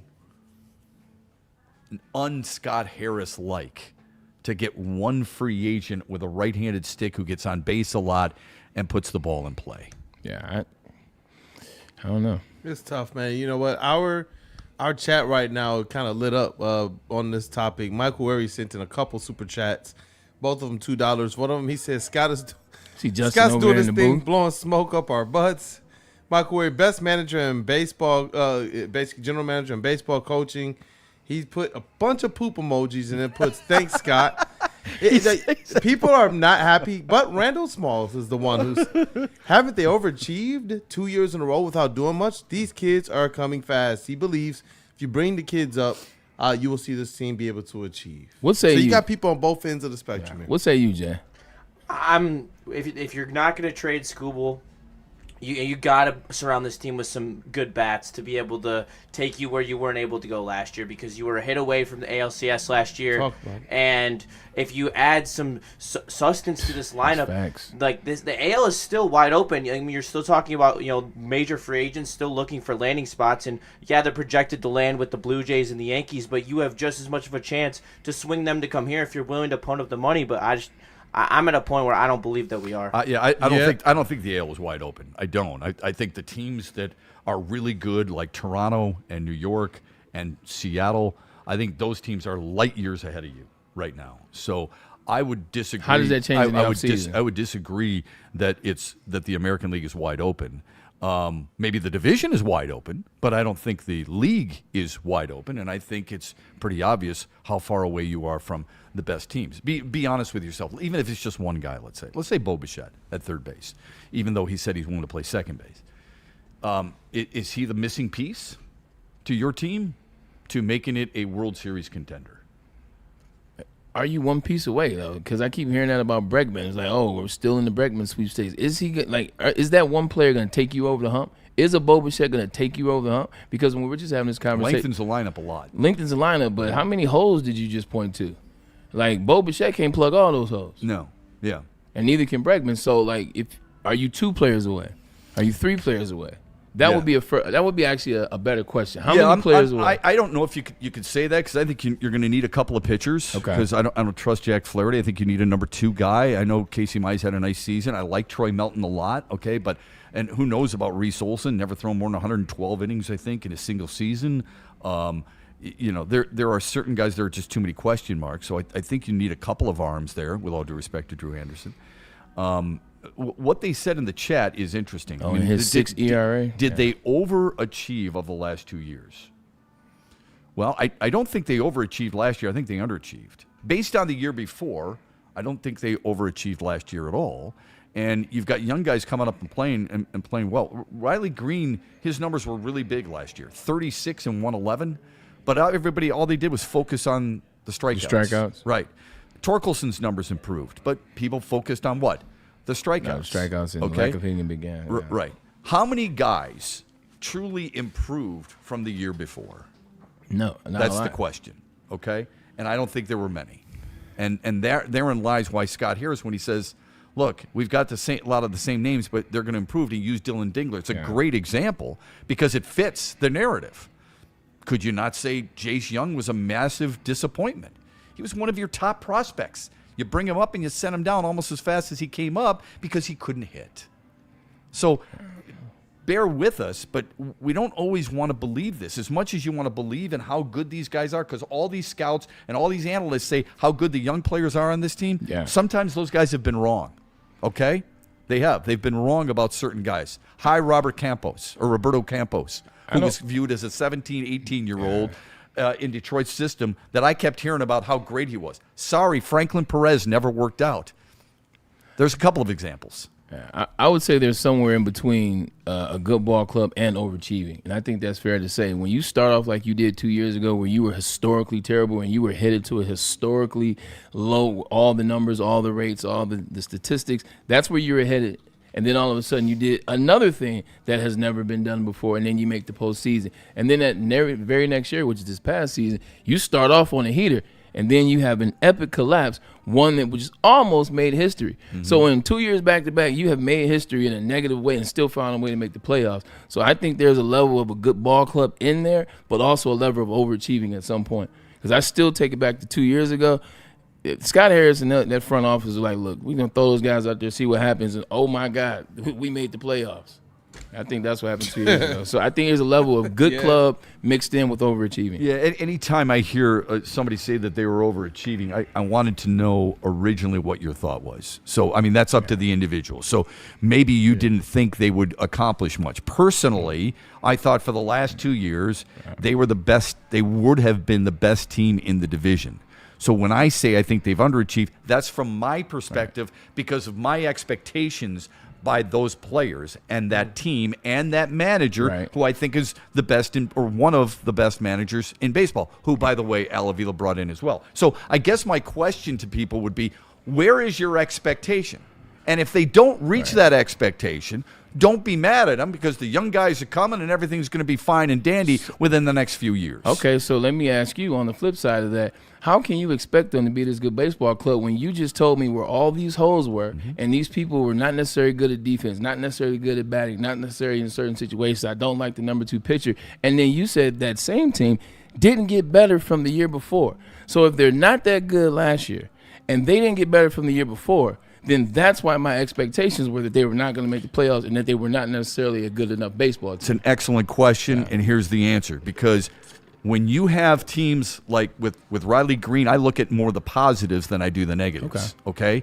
And I look at the ability for Parker Meadows to make left field and right field better, not just center field. 6'5". I did notice that Spencer Torkelson did get better on pitches he was spitting on rather than pitches he was swinging at. A lot more patient last right? year. And Dylan Dingler was a huge surprise, not to mention the fact Casey Mize did improve, and the bullpen was pretty damn good wins. too. 2 years ago, it was bullpen, remember? So I think, for me, I expected them to win the division. A lot of that has to do with the other teams in the division not getting better as well. Gotcha. And you know what? You guys are preaching, man. This is Shep's healthy. preaching. I'm learning. No, and this is healthy. I'm learning. Yeah, he said something that was very, very interesting about the internal growth on the Tigers not really being something they've been able to depend on through the success. Whereas with the Lions and the Pistons, their young players developing has been a large part of why their teams have found the new success that they have, And the wings. and now they're able to build on that. And Trajan, he said something very interesting. He said, "I didn't expect this, but you know what? They were ready for it."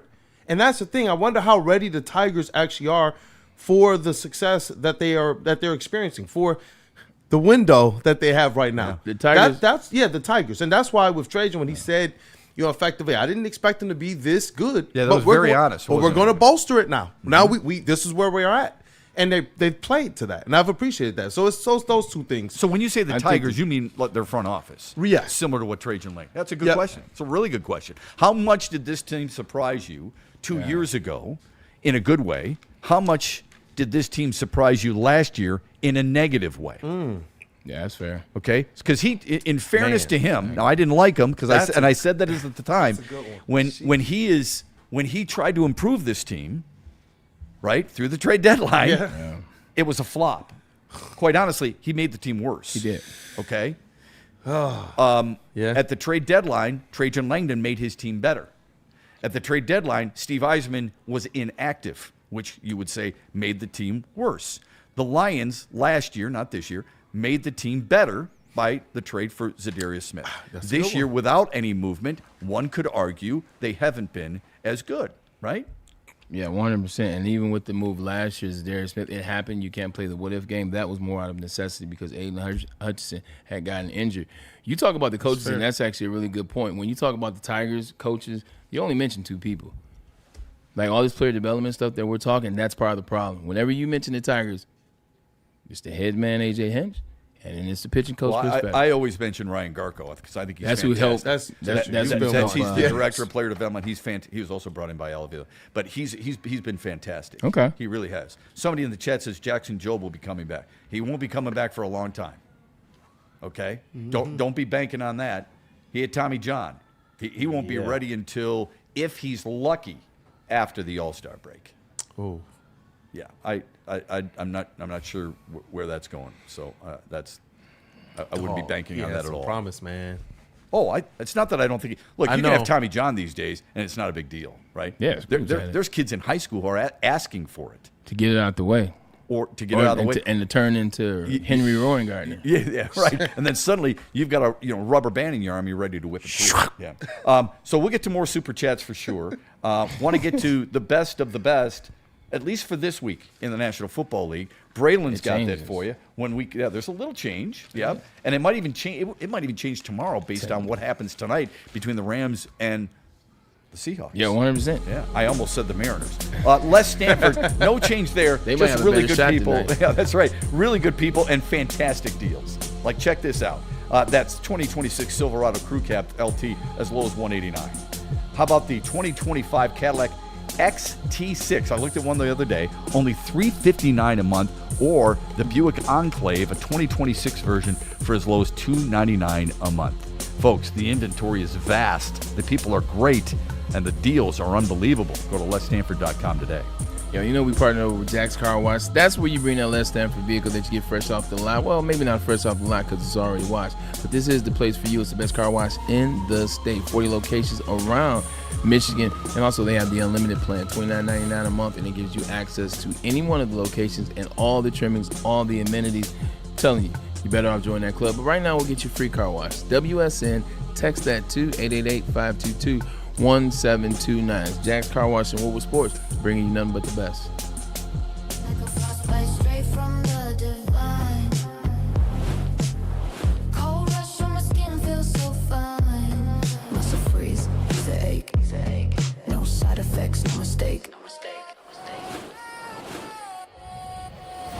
Sub-Zero. Icy and true. Feel the chill. It's all for you. It's not magic, just science play. Chill Sub-Zero. Looking for your daily sports fix? Look no further. Join Braylon Edwards, the University of Michigan legend. Lofting it right corner of the end zone for Braylon, up in the air. Touchdown, Michigan! And Shep. Do you believe this comeback? Your favorite sports commentator as they tackle the hottest topics in the world of sports. Catch the Braylon Edwards Show with Shep, Monday through Friday from 2 to 4 p.m. on the Woodward Sports Network. Get ready to laugh, learn, and love sports like never before.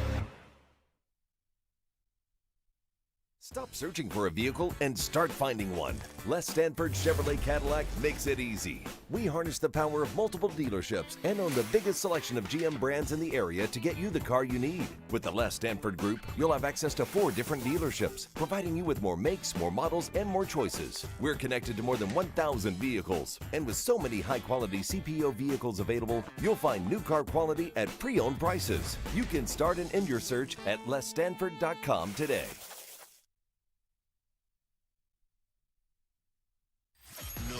Gives away more cash and prizes than Woodward Sports. You don't believe us? Here's our latest $10,000 winner. You know, you guys posted, hey, if you guess all this stuff right, we'll give it's $10,000. I'm like, okay, well, why the hell not? And the winning doesn't stop there. How about our Outkick Your Coverage winner? How do you think you won? We got This guy's got a hot girl. bigger prizes, bigger giveaways, cash, merch, tickets, and more. All from the biggest sports network in Detroit. No one does it bigger and better than Woodward Sports. Make sure you're following, liking, subscribing on Instagram, Facebook, X, and YouTube for your chances to share in the winning. From Detroit's #1 sports network, Woodward Sports. Every Sunday, there's only one place to get all your kneecapping, hard-hitting Detroit Lions coverage. Start your Sunday with the Lions Weekly Report with Broder and Terry Foster. Then, the Lions pregame show with Neil Rule and Sean Baligian. At kickoff, keep it locked in for all the emotions of the game with a live watch party with the heavyweights. Then, recap the game with the Lions postgame show with Anson. Game days, there's no other place to be than Woodward Sports. Live all game day. Go Lions.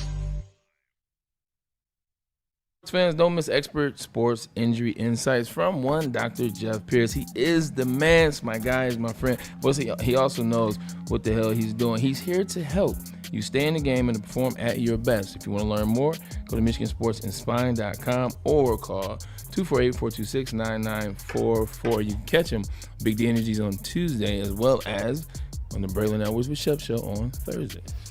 Buddy's Pizza sounds so good right now, doesn't it? You better believe it does. It really sounds good any time of the year, and the holidays are special for all of us, but especially for Buddies. You can receive a free 4-square one-topping pizza voucher with every $50 gift card purchase now through the end of 2025. How do you find it? BuddiesPizza.com. It's delicious. And we back. Okay, anything in the super chats before we want to move on here and get to a little bit of football rankings on the part of Braylon Edwards. By the way, some people are like, Shep, you know what you're talking about? Well, I mean, as it relates to what? I don't know.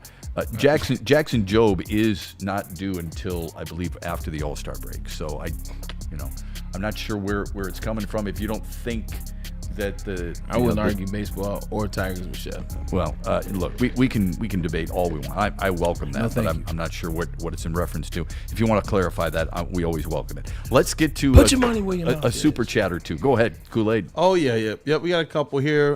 You know what? It's a couple of our mainstays. Middle-aged sneaker chick with a $5 super chat. What up, Number 2 Crown. I like that name. She says, "I'm here every day, lurking in the comments. I just wanted to say, hey, happy holidays." And I love you guys. And to you. Same to you. We love you as well. I appreciate those people that lurk in the comments because those are the people that clean it up. When you get people in there acting up, like the comment police, man. So you are appreciated. Yes, very much so. Our guy Freddie Fell 313. Shout out to Freddie Fell, one of the best. 199 super chat. Number 3 crown on the day. He says, "Happy birthday and rest in peace to DMX. one of his favorite concerts of all time. Man, He's a music head. Shout out Freddie. The energy that X brought was like outstanding. Like, it was just different. You know how you can give a yearbook quote?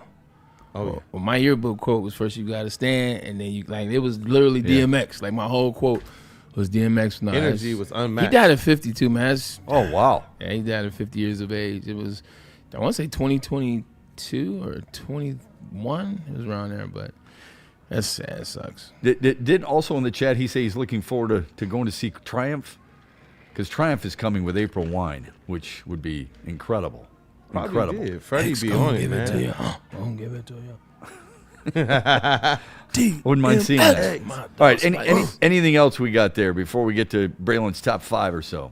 Hey, no, let's rock. Okay, let's do rock. it. Thank you, guys. Let's get it. Yeah, thanks very much. We always appreciate you in the chat. You mean a lot to us, whether it's a positive or a negative comment. We always appreciate it because we love your involvement and we love your passion. Go ahead, bud. Yeah, today let's just do top 5. Yesterday, we're going to do yesterday. We'll do top 5, NFC, AFC, and then MVP. Let's start with the NFC. We still have that? Yep. Okay. Yeah, we'll start with the NFC. Start with number 5. No. You're definitely good.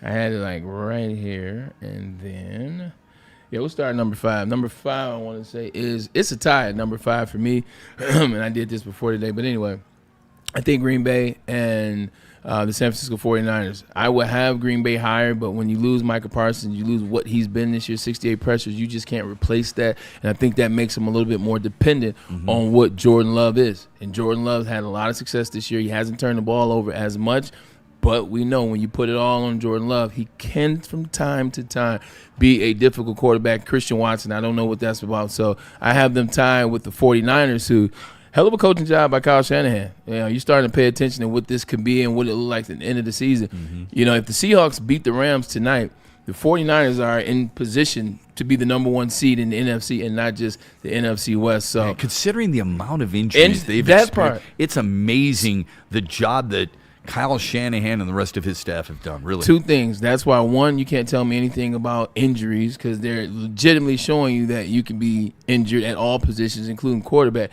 And 2, don't tell me a backup quarterback doesn't matter. Right.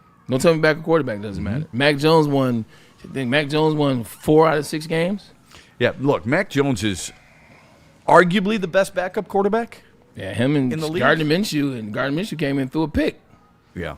Like, Mac Jones won 4 games. Yeah, I mean, that's, so I would go, that's saying something. So, yeah, for right now, so I will go with them as a tie. We'll see how that plays out. Currently at the tie. 4 spot for me, if you will, Cam. Bam! This is one of those teams where they can go up and down each week. Last week, they beat the hell of a bad Raiders team, played well on defense, did some things on offense, kind of quieted the fans or the noise, if you will, for a week. They're interesting. They don't run the ball like they did last year, but they, much like the Lions, they still have the weapons and they have a really, really, really good defense. You know, so I think they're sitting in the 4th spot, but this too can change. Got them in the 4th spot. Who's at the 3 spot? Seattle Seahawks. It'll be an interesting game tonight. I want to see what they do against the Rams. I hate that Charles Cross is not playing. That's their left tackle. Like, he provides a lot of protection for Sam Darnold, who, when he is even there, hasn't necessarily had success against the Rams. They can move the ball from the 20 to the 20, but they struggle putting the ball in the end zone. 4 interceptions, no touchdowns. But keep an eye. That secondary, as I've pointed out for the Rams, is a little bit different than it was the last time that they played when they were 4 interceptions and no touchdowns. So I think it's a trade-off. Okay. But I think it's going to be a better game than the last game was. Number 2, I got the Bears up there, man. Wow. I got the This is a personal growing moment right now. It is. For you. In terms of what? The Bears. How is it a personal growing moment? Because you've recognized that they're pretty good. You give them some credit. I was always the one to say I like Ben Johnson. I never was a Lions fan in that regard. I shirtless Ben Johnson on the graphic. But I give you credit. I apprate it. Yeah. At the end of the day, it's not a backhanded compliment. This is I'm always leery. You never know. You never know these days. No, but you say what you want to about them. They turn the ball over. They play good defense in spots in the second half, and then they can run the ball. Their interior is killing defensive lines. They're blowing them off the ball. DeAndre Swift and Manungai, they look like a hell of a matchup. Rome Odunze was kind of disappeared because of some injury. You still had play from DJ Moore and the tight ends. The tight ends have been really good for Ben Johnson and Caleb Williams. Caleb Williams' numbers, when you look at them, are very interesting because although they're like the same as like Drake Mays and Bo Nix for over his 2 years. You're like, wow. Yeah. I'm like, this is interesting. So I got them right now, and I think they're a really good team. I think also they have some favorable matchups. Now they're playing Green Bay. This will be a different team. Remember, they should have beat Green Bay the first time they played. Yeah. Final score was 21-28. No Micah Parsons. I'm telling you, they're going to win that game.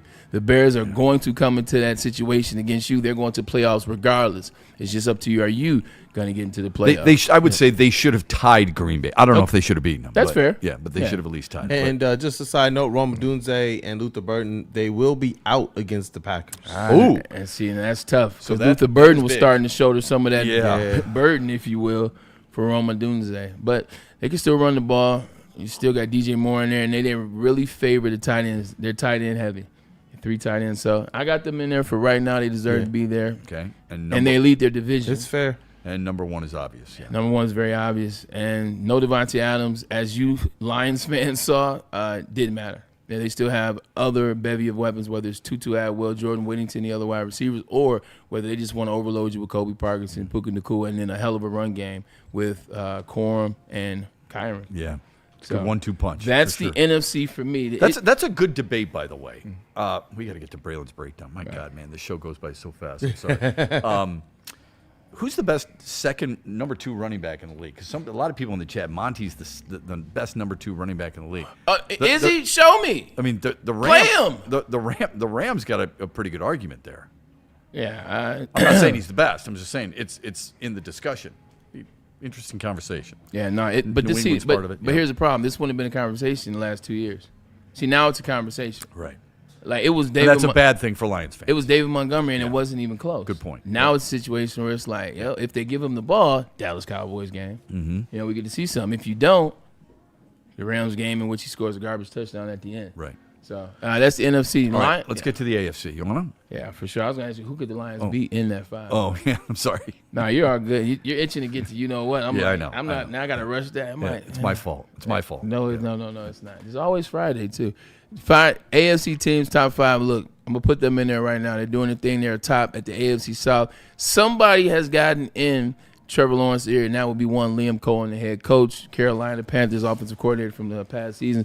They're working his magic. They're working it well. It looks really good there. And Jacoby Myers is proven to be the best late addition this season. As soon as Jacoby Myers got there, they ball out of control. So for now, we'll keep them up there. But it is the Jags. You believe they could make noise in a playoff series or in a playoff push? Jacksonville? Yeah. Yes, because defense is pretty good. What AFC team do you truly trust? There's the Broncos. There's the Bills.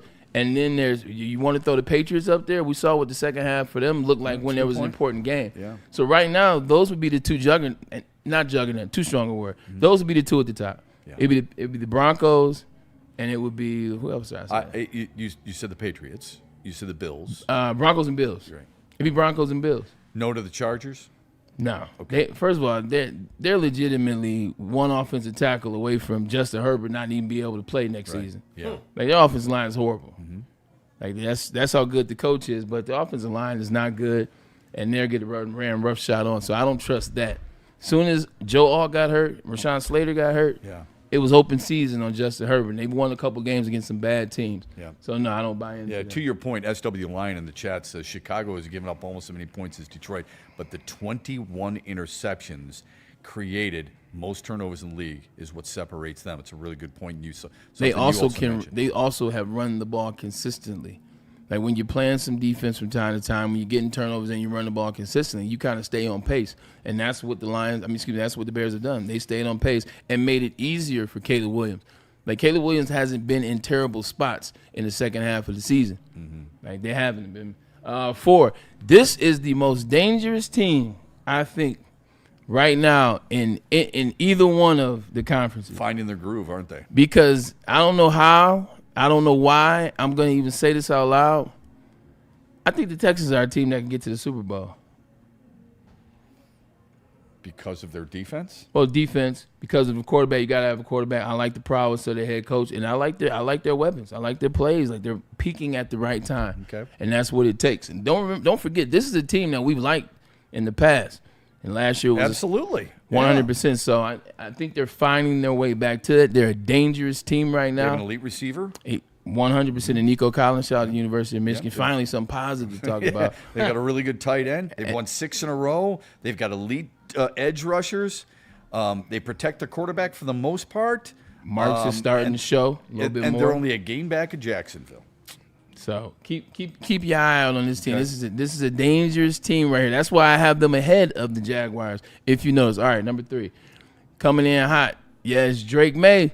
It's Drake May and the New England Patriots. They were number 1 last week, but you know what happened? They lost to the Bills. Second half did not look like the first half where they went ape. You know what? But Drake May still had a really good year. Want to see what it looks like for them this week because they got exposed a bit in the second half. And if it wasn't for Travion Henderson's 70-yard run across the grain, like they did nothing in the second half. And once they started blitzing Drake May, it looked like a completely different team. Let me ask you this real quick. You've got Drake May, who is not proven in the playoffs. No.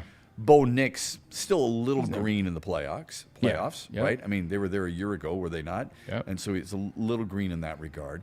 You've got C.J. Stroud, who has been there before. Won 1, lost 1. Yeah, 1, lost 1.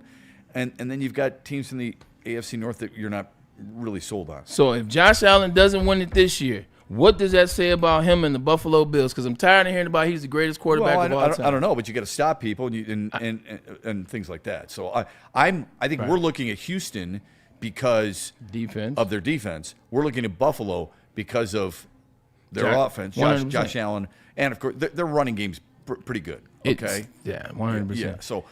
I'm just saying if it doesn't happen this year, like you got to stop telling me about all this Josh Allen stuff because the excuse for Josh Allen being the greatest player or getting held back is, well, he had to play against Patrick Mahomes. Well, he had to play against Lamar Jackson. Well, he had to play against Joe Burrow in the playoff. That's why he couldn't get to the game. That's why he couldn't get to the big dance. Well, I'm here to tell you there is no Patrick Mahomes this playoff. Right. There will be no Lamar Jackson, at least we think. And there definitely won't be a Joe Burrow. So I'm saying Josh Allen, this is the year. Yeah, a friend of mine, though, told me how important it is to have at least a number 1 receiver.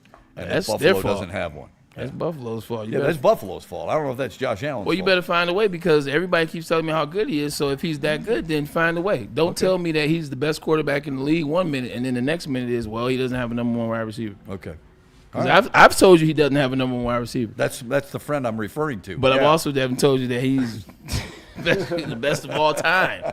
Like how are we getting? Well, I don't know if anyone said he's the best of all time. They're getting everyone's saying it now on other networks, and I'm just laughing. Like what changed? You can't be the best of all time if you haven't reached a Super Bowl. Thank you. Like what changed? Like I would say, I'm not sure you can be the best of all time if you've never won a Super Bowl. Dan Marino is one of the greatest quarterbacks of all time. One Super Bowl. He's not the best of all time. He got to 1, lost to Joe Montana and the Niners 38-16. I was unfortunately I was listening to this nonsense.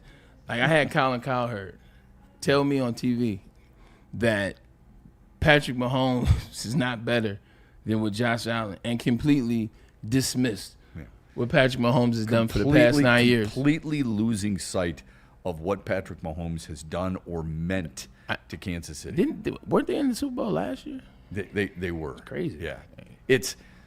But that's obnoxious. Okay, they just want to be on it first. Yes, I think it's obnoxious how much Chris Collinsworth makes of PFF of Patrick Mahomes. Okay, and how he's jumping up and down for joy even when he throws an incomplete pass. Yeah. But if you can't admit the greatness of Patrick Mahomes, you haven't watched football. I don't care whether you like him or not. It doesn't matter. If you can't put that aside, it's the same thing if you do like a player and you can't admit his flaws. Yeah. It's ridiculous. Everybody's got a guy. Like just like John Madden, he's no different. He loves some Brett Favre. Absolutely. He loved him some Brett Favre. Yeah, we do. We all have our guys. Yeah. You know, and it's a lot harder to change our mind about those guys than about the guys we don't like. You ain't lying about that. Right? You ain't lying about that. All right, so Drake May, I'm sorry, I derailed you there. Drake May and New England at 3. New England at 3, 100%, because I still believe in what Mike Vrabel is. He's gotten to the AFC Championship game with a bad quarterback and a team wasn't necessarily that good, the Tennessee Titans. So I still believe in what they are out here. Number 2, You probably know who's number 2 is Josh Allen. All right, he has to be number 2 because he just beat Drake May and he did his thing and they allowed him to come back and he put on the cape. Fair. He put on the cape. He put on the cape and he went out there and did what he does. Like he did what he does. So I have no problem there. Just waiting to see what's gonna happen when they get into the playoffs because, like you say, Shep, you're absolutely right. Like if you don't have one of those guys to get the ball to that can bail you out of some situations, because I don't care how good your team is, you're gonna play against another team that also got to the playoffs, and you're gonna need a guy. Is that Keon Coleman? It damn sure ain't Khalil Shakir. Right. You know what I'm saying? So is it gonna be There's one of your tight only ends? so much Dalton Kincaid can do. Right. And Dawson Knox. Like Jesus Christ, how many times you gonna throw him for 100 yards? Right. So yes, they're number 2, and then number 1 is the Denver Broncos. Like what they're doing. They're on a heater as it relates to the end of last season, this season, the home record, winning games, how they show up in the second half. That defense has been phenomenal all season long. I think they either broke the sack record or they're closing in by a couple of sacks. So they've won 11 in a row. Yeah. How much do you guys buy into when you're peaking or when you're playing your best? Like I had a friend of mine, I was just talking to him earlier today, and he said, the thing that concerns me about the Pistons is that they're peaking too early. And I said, his name's Dan, I go, Dan, what are you talking about? Do you not want, if they don't win, if they don't beat Orlando, you're going, why the hell didn't you beat Orlando? If they don't beat Atlanta, you're going, why the hell didn't you beat Atlanta? And then they do beat them, and you're like, yeah, but I'm a little concerned because they're playing so well and it's playing too early. Dude, do you think people feel that way about Denver, reeling off 11 in a row? They do, and it's because you're still trying to figure out where it is on offense. It's nothing about defense, and you got Patrick Surtain back, so the defense has even gone to another level. Yeah. So it's not that you're fine there. It's some games. Cortland Sutton, who's the number 1 wide receiver, has 10 yards. Tell me about it, brother. I've got him on my damn fantasy. There it is. I finally brought you into the equation. Like sometimes it's 30. It's never more than 60. I know. That one game. Damn it. And it's never like it was a touchdown last week, but before that it was 3. And you know enough. So that's inconsistent. Like, is it Franklin? Is it Pat Bryant that you've been using a little bit lately? Tight ends?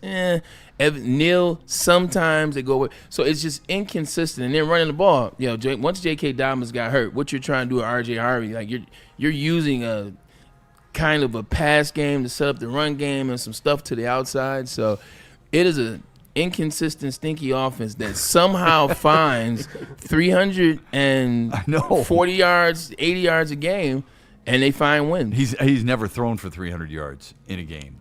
But total offense. Yeah, I know. Oh, yeah. But so it's like Drake May. So here's the reason. Here's what I'm thinking. Yeah. Oh yeah, you're right. It's Drake May, not Drake, Bo Nix. My apologies. Here's the thing that I was thinking about this while you're going over this. Maybe the reason I don't believe in Denver so much is because when we look at the Lions, we see. You said it yesterday. You got a top 10 player at so many different positions, right? How many does Denver have? Like who? Like it, all right. Let's put honestly. No. That's real. On defense, they have about 4. Like on the offense, Surtain, Benito. Yeah. If you put them into a huddle, legitimately in the playoffs, let's get in the huddle. Hey, it's a crunch time. There's 2 minutes to go in the game. You guys got to go. Let's not even say that far. You guys got to go 40 yards, and you're looking in the huddle. Who the F are you looking at? Mm-hmm. Like, who's the guy that's been there before? Who's the guy that's balling? Who's the guy that is elite? Dre Greenlaw. Who? No, I'm talking about on offense. Oh, you're talking about offense. I'm talking about offense. Like, you got to go 40 yards or 50 yards to win the game. Who are you looking at? Yeah. Like, if you come out, let's say you're losing by 10 at the not Garrett Bowles. You're losing at 10 at the halftime, and you're like, all right, look, man, we got to press the issue. What we going? Are you trying to rile up Evan Neal? Are you Evan? What is it? Ingram? Evan Ingram. Yeah. Is it Evan Ingram? Yeah. Is it R.J. Harvey? Like, you don't have the guys that I feel safe enough to be like, oh yeah, they can make this happen. That's so true. It's so true. I love Bo Nix ish. Yeah, it's the believability factor. Yeah, I liken a lot of it to a game in basketball. Down the stretch, you're down a bucket, all right, or you're down a point, and you've got the last possession. Right. Do you have the guy you want the ball in his hands? Do you have the guy who says, you know what? I'm not afraid to miss the shot, but I'm not afraid to make the shot, but I'm not afraid to miss it either. Right, and that's obviously the Pistons have that guy. Does Denver have that guy? It's 3rd down and 4, or 4th down and 3, and you've got to push the chains. Who are you going to? I don't know if you necessarily believe in them. They have 12 wins? I They have believe 12 wins. They have 12 wins. Yeah, they're 12 right? and 2. Yeah. And I don't know who that guy is. I can't find that guy. The Lions, on the other hand, I know. 8 and 6. I'm like, shoot, we get in there. I know St. Brown's gonna do his thing. I know Jameer, if you can figure it out, will do his thing. I know J-Mo is starting to come into his own. Like, there's players I can point to. Right. I'm like, yeah, Jared Goff. It's a believability factor. It's believability for sure. 100%. It's a great discussion. MVP. All right, quick timeout. BlackRock, Lady Janes. Then we come back. Super chats. What's in the mailbag? I apologize. My fault, as usual. Get caught up. We will do Braylon's breakdown tomorrow. And MVP. Okay, and MVP. Oh, Is top that 5 okay? MVPs. Yeah, we got. I went along with a couple of different conversations. Jared and, Goff is in there. You know, if Psych. Kool-Aid had back in the day in the Charlie Chaplin days, he had these big canes. It's a wooden cane. If he had a wooden cane, he would have yanked me right off the stage. Didn't have an opportunity to do that. I promise we'll do Braylon's breakdown tomorrow, and we'll be excited for it here at BlackRock. Before I forget, happy birthday to one Chris Platt. Happy birthday. Happy birthday to Chris Platty, man. Fan Happy favorite birthday, here, Platt. man. Detroit Pistons also. He is the TD with the heavyweights, man. We love you, brother. Happy birthday. And hope you have many more. In fact, you know where you should go for your birthday? Now, I love buddies, but you should go to Black Rock Bar and Grill because you get 20% off the food bill. That's what you can do. Platty, take the family out, man, and get 20% off the bill. It's a sizzle above the rest, and they've launched a whole new menu with returning favorites such as... They bring smoke in a different way. They do.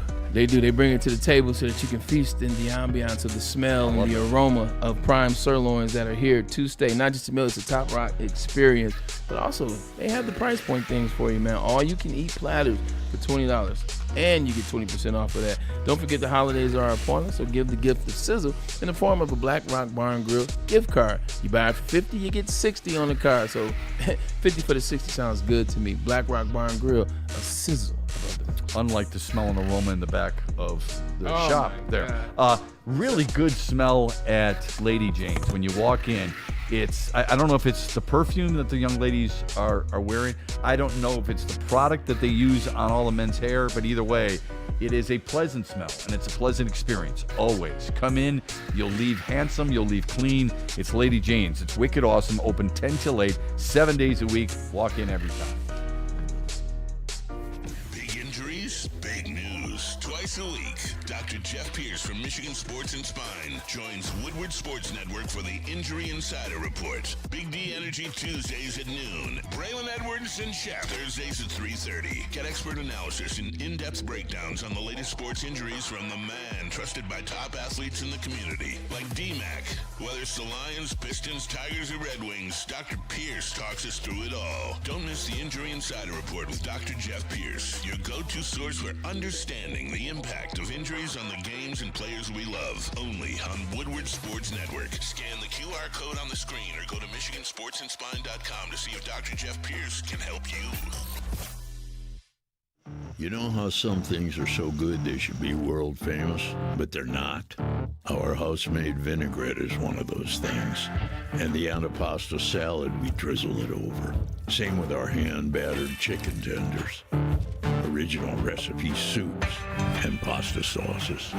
It's almost as if our original, world-famous Detroit-style pizza is mocking them. And that's not very nice.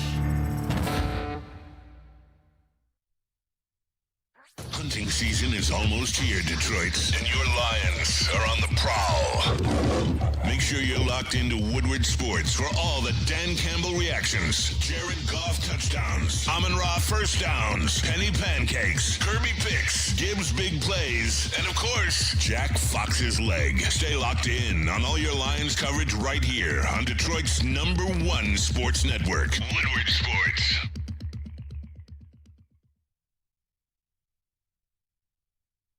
WoodwardSports.com and click on Shop. Get the latest in Detroit sports apparel and exclusive Woodward Sports gear. WoodwardSports.com can get the whole team outfitted. Love the Pistons, Red Wings, and Tigers? We got something for you, too. Shop online at WoodwardSports.com. Planet Fitness now has even more best-in-class strength equipment. Join today for $1 down and save. We're stepping it up. We're not slowing down. Finding new faiths. New focus. Love that new equipment smell. So, you in? Join the club today. Save when you join for just $1 down, $15 a month. Planet Fitness. We're all strong on this planet.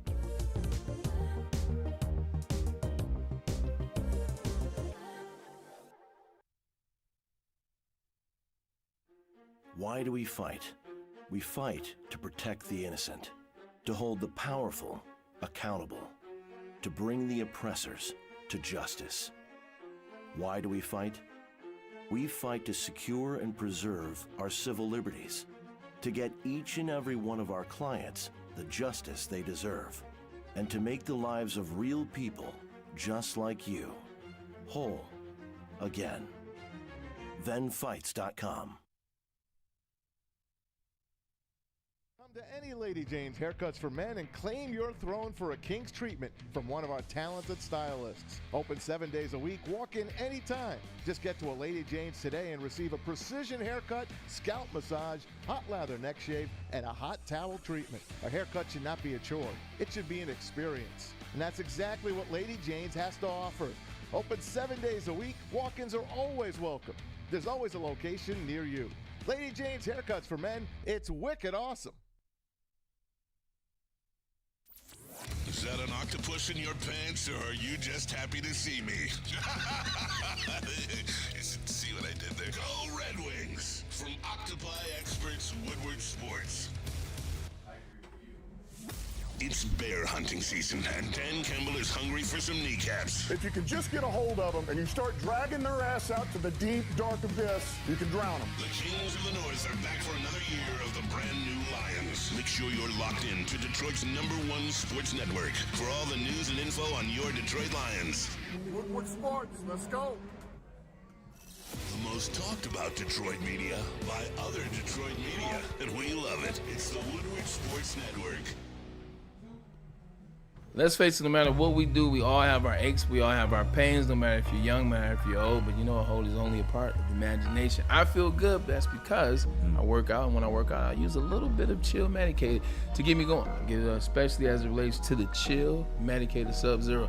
Love the roll-on, goes on nice and smooth, gets activated right away, man, and whatever you choose to do in the gym, outside, running in the pool, it feels extremely good, providing you with reliable, and that's the key word, it's reliable relief. It's the relief that you can count on a day-to-day basis and live your best life chilly and medicatedly, if you will. Extreme X Topical Balm, another one of the amazing topical body balms they have. But remember, the main thing that you need to know is Chill Medicated's line of topical products are non-transdermal.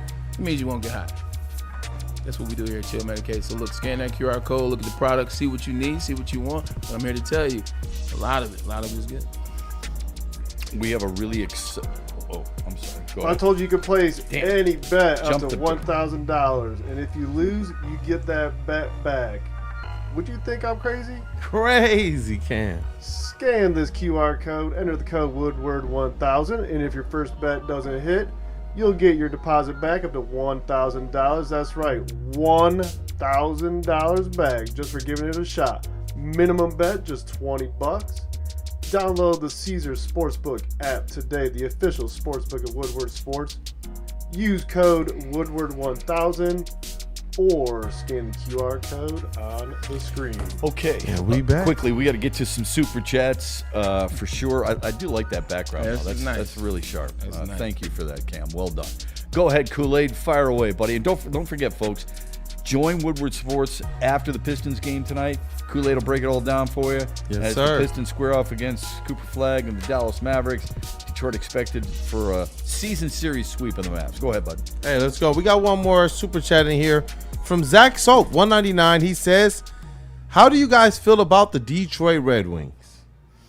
Well, I felt really good. We talked a lot about them yesterday. I felt really good until last night. And I'm not one of those guys who goes up and down with a wave of emotions because of how a season goes. However, the way they played last night was more reminiscent of when they had a 4-game slide.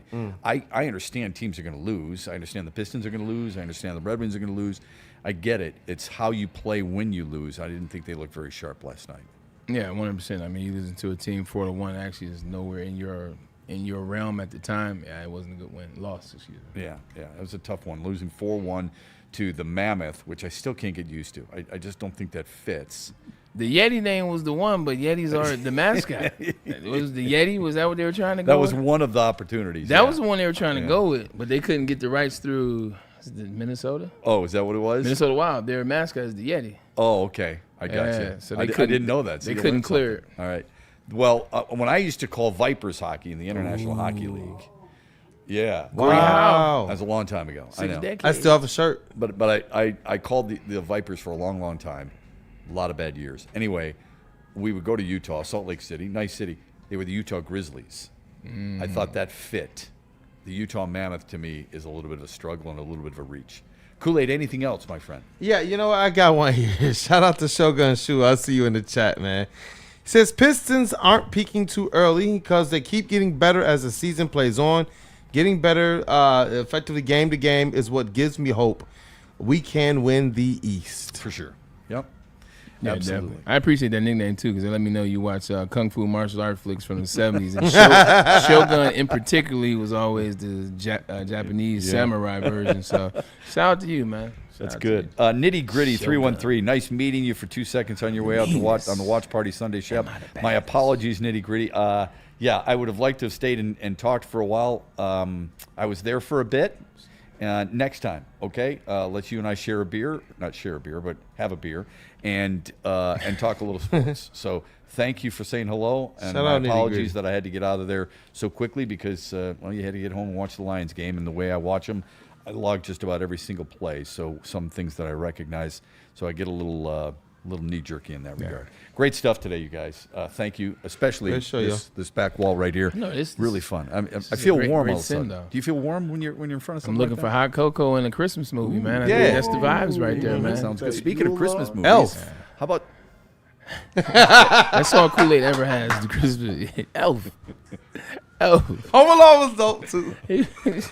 They're all dope. I know him. They're all dope. He's got a whole list of them. He's got a bracket Santa? that we got to get to. He Maybe we can do that tomorrow. Okay. Now we got a lot to go tomorrow. We're going to talk about the game tonight. So we're talking Rams and Seahawks. We're going to preview Alabama, Oklahoma. We're going to talk more Lions. We've got a Braylon's breakdown, and we've got a Christmas movie bracket. Don't miss the Braylon Edwards Show tomorrow, 2 to 4 here on Woodward Sports.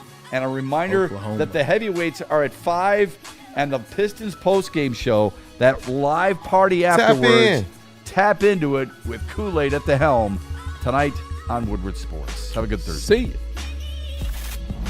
Looking for your daily sports fix? Look no further. Join Braylon Edwards, the University of Michigan legend. Lofting it right corner of the end zone for Braylon, up in the air. Touchdown, Michigan! And Shep. Do you believe this comeback? Your favorite sports commentator as they tackle the hottest topics in the world of sports. Catch the Braylon Edwards Show with Shep, Monday through Friday from 2 to 4 p.m. on the Woodward Sports Network. Get ready to laugh, learn, and love sports like never before.